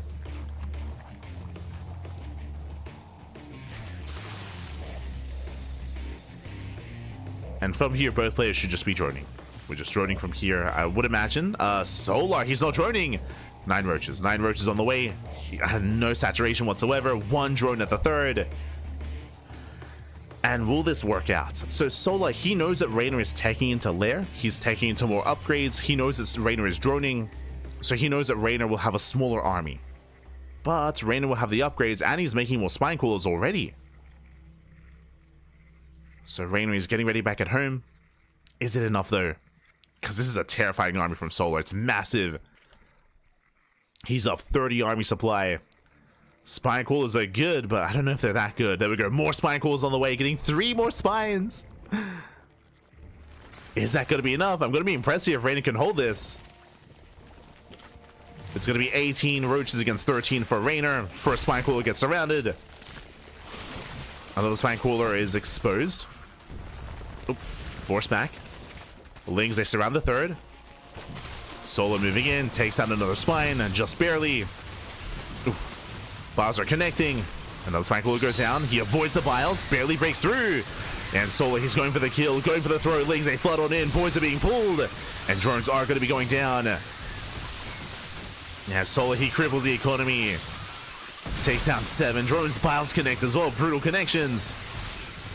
The final spine cooler falls. And behind this, Solar's droning, by the way. Solar, he's droning up. He doesn't even need to. He can just end the game. Again, Reynor, he was just too greedy. He was caught with his pants down. Caught droning. Caught teching. That's the scary thing about DBZ is even the Roach Warren goes down. And Solar takes a massive lead from here. Solar, he's droning, he's saturating. We have +1 on the way. Solar, he can just back off and play it safe.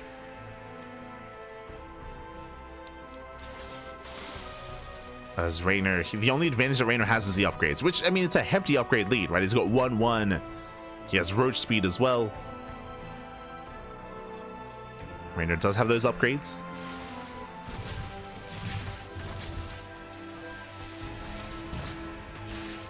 Oh, as Lings, they get back into the main.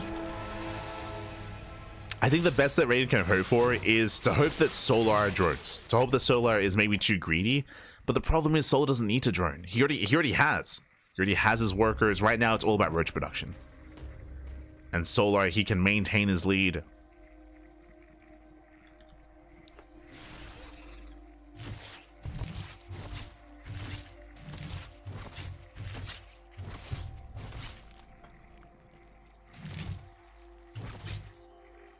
we go. And Reynor, how do you bounce back from this? He's going into +2 range, so he's not going into mutas. We've seen plenty of players attempt to go Spire and attempt to go mutas and just die trying. So here, Reynor, he can try to hit a +2 timing with an all-in. That's maybe the best bet here, the best chance for Reynor. Takes out an Overlord. Solar, he doesn't over-drone. He's still building up his roaches. And because Solar isn't taking any chances here, he's fine. Oh, speaking of, Banelings, they waddle in. No reaction. Not bad. And 9 drones go down. Yeah, nice Baneling run by. But Solar, he's just moving in. He's just moving in. He doesn't care. He can overwhelm. Some of the Biles will connect. Nice connections. Oh god, they also connect on Reynor though. And the Biles are brutal. Solar, he can afford these trades, and he will overwhelm. As he just has a massive Roach army. GG gets called, and Solar ties up the series 1-1. We are going to the ace match. GG. A very intense game here. Solar, he started things off with a 12-11, and it was a misread from Reynor. It looked like Reynor, he was expecting either a 13-12 or like a committed 12 pull instead. So Reynor, he responded with a Baneling Nest, responded with a Spine Cooler, and Reynor, he still lost the base nonetheless. So it was a really rough response there. I mean, 12-11s are really rare, so I don't blame Reynor for misreading. But with that, he lost his natural base. He wasn't able to save it. So from there, Reynor, he fell behind. We did see Reynor try to follow up with with his own timing attack. He was going to Carapace, but again, Solar was just all over that. Solar, he just cut workers early on. I think he cut workers at 37. He cut workers really early on, not droning up his third base, committed with roaches, and Reynor was just a little bit too greedy, droned up too hard. GG. He didn't just drone up too hard. Remember, Reynor, he had a lair on the way. He was working on +1 range as well. Like Reynor, he was getting ready for the mid game. He was not expecting the all-in out of Solar. And with that Solar, he broke through. Reynor, remember, he responded with like 4 spine crawlers. It wasn't enough. It was not enough. Not enough to hold, not enough to defend. And with that, we're getting into game number 3, the ace match. Let's go. Let's find out how this story ends and who makes it through. Whoever wins will advance to the second group stage. Yes. Whoever wins advances on. Whoever loses is out of the tournament. Whoever loses is out of GSL. And here we go, spawning into the top right hand corner of Ley Lines. We have the Italian Zerg player currently residing in South Korea, representing Basilisk, being forced into the ace match. It is Reynor. And spawning in the bottom left-hand corner, we have his opponent. We have the South Korean Zerg player, the Red Zerg, representing Team Falcons, tying up the series and forcing the ace match. This time, he's droning. It is Solar. Here we go. And again, a crazy build from Solar. It's been, I want to say, years since I've seen a 12-11. I'm always going to remember like the 12-11 meta, like back in like 2022, 2021. When that opener was, when that build was a little bit more prevalent, a little bit more known in the scene during the COVID era of StarCraft.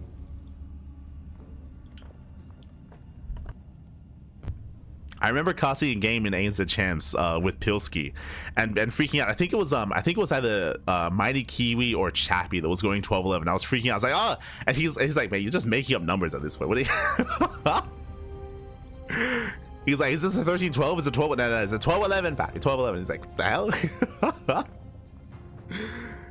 hell? Good times, good times. I think it was Mighty Kiwi.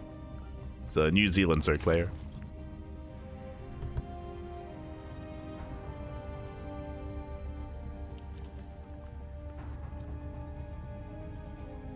But here we go. Here we go. We are settling in. So far, we're joining hatch gas pool from both players at mirrored builds. Nothing crazy this time in the early game. But remember, so far in this entire broadcast, even though these two have played twice already, this is the second time they're facing off in the group stage, we have had 0 standard play. Like, it's been non-stop all-ins. Like, we have not seen any kind of standard macro 3 base versus 3 base, roach versus roach at all, and I still don't expect to see that here in the ace match. Like, it's been early timings, early aggressions, fake outs. We cut workers, we don't cut workers, or we cut workers and we go back into droning. It's crazy.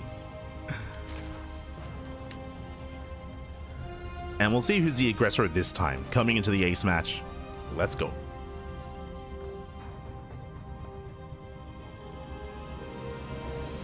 I'm rooting for Zerg.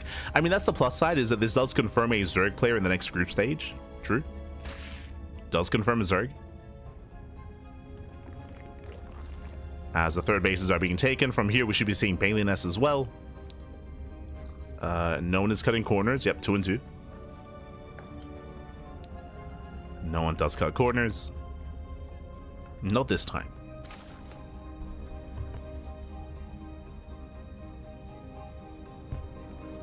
As our players are amassing. From here, we'll see if either player does go for an early Link Flood, and likewise, we'll see if either player goes for an early Evo Chamber. It's been Reynor for the most part. Reynor has been very fond of early +1 range or early +1 Carapace. Solar likewise has been mixing it in a little bit, but not as much as Reynor. Not as much. Speaking of, we have our safety Lings on the way. Ling slips in. Right now, Solar is looking for the Evo Chamber, and he does not get behind the mineral line. There could be an Evo Chamber hidden here in the main. Solar is unaware. Likewise, it could also be one hidden behind the natural. Here comes a Ro12 for Reynor, and we should soon be seeing one from Solar. There we go. So far, mirrored builds. And for the first time, no one is making early Evo Chamber, no one is making early Lings. For the first time, both players are keeping up with each other, and everything is looking standard. Oh, I spoke too soon. Bailing goes down, but a miscontrol there by Solar. There we go, early Eva Chamber out of Reynor. Again, I spoke too soon. From here, we can go into early +1 Carapace or +1 range. We'll see which one Reynor does embrace. This does feel a little bit later here, so I'm leaning towards range, but we'll keep an eye on Reynor. As we mentioned, I mean, even in the lead up to this game, we spoke about how Reynor's been very fond of these early upgrades throughout this entire broadcast. He's been very fond of it. And we're just waiting for the gas. We're almost at 100. Meanwhile, Solar droning up his own bases, droning up his third base, taking his gases. And Reynor, he does now have enough. Oh. Never mind. He makes an extra wave of roaches first. He delays the upgrade. Okay, a little bit inefficient here from Reynor. I think he got a little bit scared seeing the roaches of his opponent. So he made extra roaches. I believe Solar hasn't scouted. Yeah, he hasn't seen this until now. Yeah, now he sees. Does see the Eva Chamber. But again, delayed +1 range. This is later than normal. Earlier than Solar, of course. But later than normal. As both players are droning. We have the lair on the way from Solar. So Solar going for the faster lair into faster roach speed. Meanwhile, Reynor, he will have the option to go for a +1 range hatch-based all-in and skip the lair. Does have the option.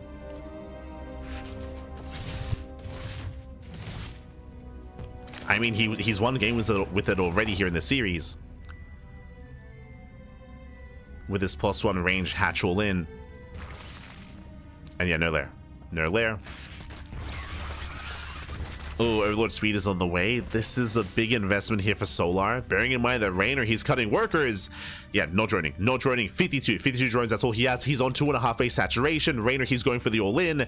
And Solar, he's droning, taking gases. And again, Overlord Speed is not going to help in the defense. Ay. This is ideal for Reynor. And here it comes. Here comes the all-in. And now Solar knows, bam, 2 spine cools on the way. Morphing in Ravagers. There we go. There comes a 3rd spine cooler. But this is a late response from Solar. And the all-in has arrived. Reynor up 30 supply. He has 27 roaches to the 7. Oh, God. Yeah, Solar, he was just far too greedy. Drone up too hard. Invested too hard into further attack. Bailings, they crash into each other. But Reynor, he has enough. He has enough. He's done it. He breaks on through, takes down the roaches, gets on top of the Ravagers, and Solar... He droned, Pappy. You don't drone in DBZ, not against Reynor, you're crazy. Whilst they do graze the army here, the spine coolers are finishing, but Reynor, he has done it, he has broken Solar. Again, a very intense series. For a moment there, I was like, yo, are we gonna drone up for the first time and actually get into the mid game? No, the answer is no. The answer is all in. Again, no lair, technically lair towards the end. Reynor, he's like, look, I'm macroing, look, see? True. After the end of the game, 14 drone kills, 3rd base goes down. Getting committed to that timing. Fun fact, Reynor, he actually canceled +1 range. That's how late it was. He just canceled it just to make more roaches. Just to make more. So he did fake out his opponent, making it look like he was going for a later push instead. And Reynor, again, he has done it. Solar with the misread. It's okay, he has Overlord Speed. Kappa. Did cancel, thankfully, but GG gets called. And Reynor, he does it. He breaks down Solar. He does overwhelm, and he will take the series 2-1, advancing on to the next round of GSL. GG. GG, well played. We do have our first Zerg player in the next round. It is not Solar, it is Reynor instead. Congratulations here. Again, Solar, unfortunately, he misread the build. He misread the game state. He droned up too hard. He teched up too hard into the lair, into into Overlord Speed, into full 3-way saturation. He got up to, I want to say, like 63 drones, 63, 64. Whereas Reynor just cut workers. He cut workers at 2.5 bases, committed to the roach all-in, and with that did catch Solar with his pants. The pants were down, Pappy. The pants were down. GG. My condolences to Solar as his tournament run ends here, and Solar did defeat Reynor earlier, but not in the rematch. Both times went to the ace match. Both times did go to the ace match, as we can switch our scenes over and catch up on the brackets. Again, very intense games here. Initially, we had Again, nothing but ace matches. Cure took down SOS 2-1. SOS had a cheeky build, not gonna lie, in game 2 against Cure, going for the proxy Robo. Next series was Solo versus Reynor, where Solo was able to catch Reynor off guard, and Solo was able to pop off with more aggressive builds and overwhelm Reynor, catch him with his pants down. Followed by Cure versus Solo. Cure had a much more dominant showing, I will say that. Cure had a very strong showing with his TVZ, looking terrifying, especially on Pylon with his 3 base all-in. Scrolling down, we had Reynor versus SOS. I said this before, I'll say it again. SOS, his builds were on point. SOS was ahead in both games. He had stronger openers, he had stronger starts, but the follow-up, the transition is where I think it's at Solos, right? SOS had a stronger start in both games. He was ahead in both games, but the transition was lacking. SOS, it does feel like the execution of the builds and the follow-up was a little bit lackluster. It was looking a little bit less practiced as well. I think it shows that SOS, you know, he's been out of the game for a while. He's just now coming back into it, and he was looking very rough around the edges. Despite his stronger starts against Reynor, he was able to come back. He was able to come back both in game 1 and in game 2, stabilize, and then overwhelm. So impressive games there by Reynor. Really, he was just warming up and getting ready for the rematch. Did go back and forth, could have gone either way, but once again, Solo versus Reynor, very chaotic. It came down to mind games, it came down to fake outs, it came down to acting like you're droning, acting like you're playing a longer game, and then bam, all in. And it goes both ways for Solo and for Reynor. They both kind of went for these more aggressive styles. In the end, Reynor did win in the rematch. GG. GG, well played, Reynor. He does make it through alongside Cure into the next round. Also, it says round of 8. I will have to fix that up. It's not accurate, but they advance on to not the round of 8, but to the round of the round of 8. Yeah, my apologies. They go for the round of 12 to the round of 8 to group stage 2. So congratulations here to both Cure and Reynor. And later on tonight, we have our next broadcast. As always, 2 casts a day, every day. Let's go. Let us go. Just catching up. Bam. When it comes to our weekly schedule, we have a very busy weekend, as always.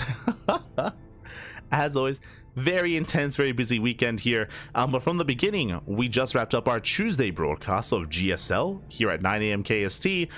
Later on this evening at 7 p.m. KST, that's going to be 8 p.m. AEST. That is going to be in 6.5 hours. In 6.5 hours, we're going to be live once again with Group B of GSL. So we have one broadcast in the morning at a more like America's friendly time, and the second broadcast in the evening at a more European friendly time. That's why we usually have 2 broadcasts a day, 2 tournaments back-to-back, non-stop StarCraft here on the CranKy Ducklings. Something for everyone.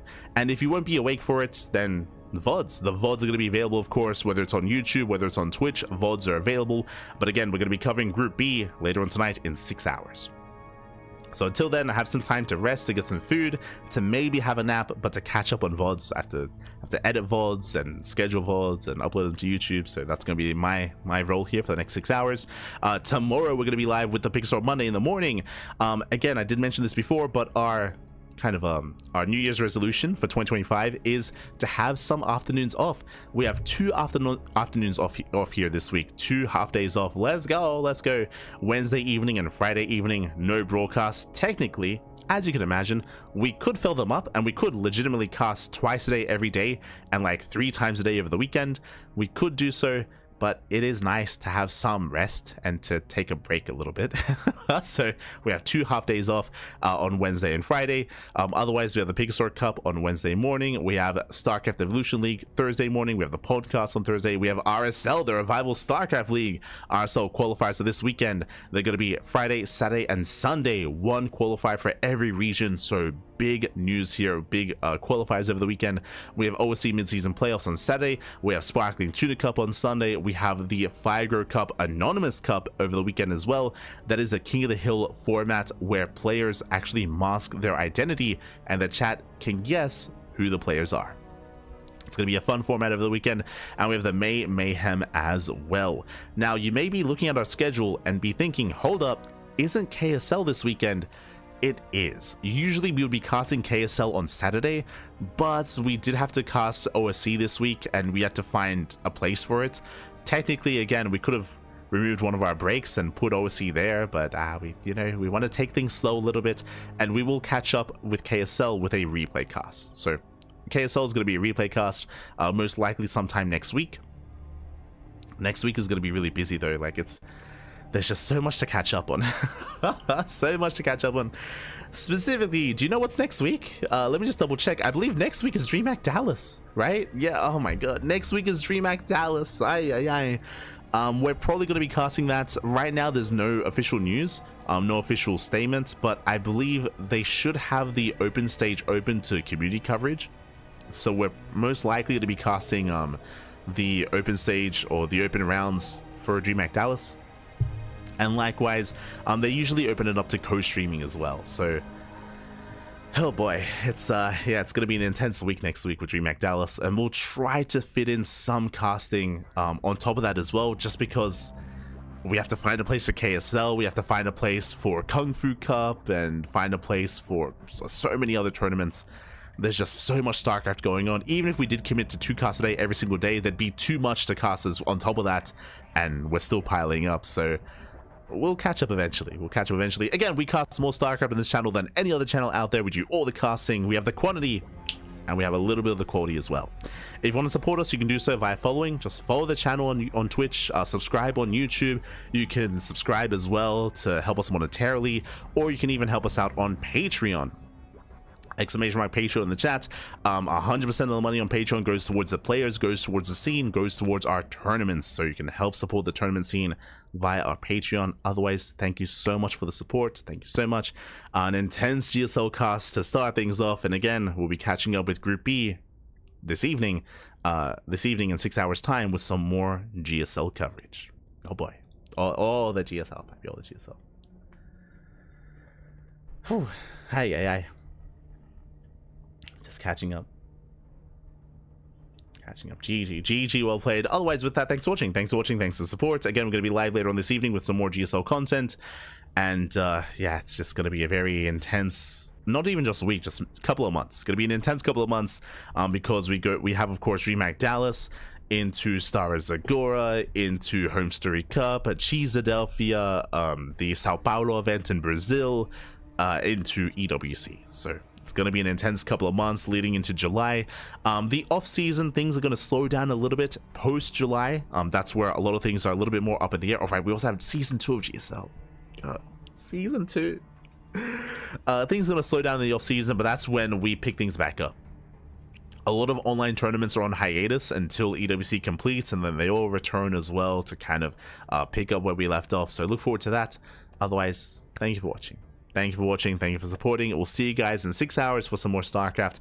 Otherwise, stick around. We're going to be giving another StarCraft streamer a raid. Do give them some love. Do give them some support. We'll see you guys next time. Until then, hasta luego. Ciao, papi, ciao. Hasta luego. See you next time.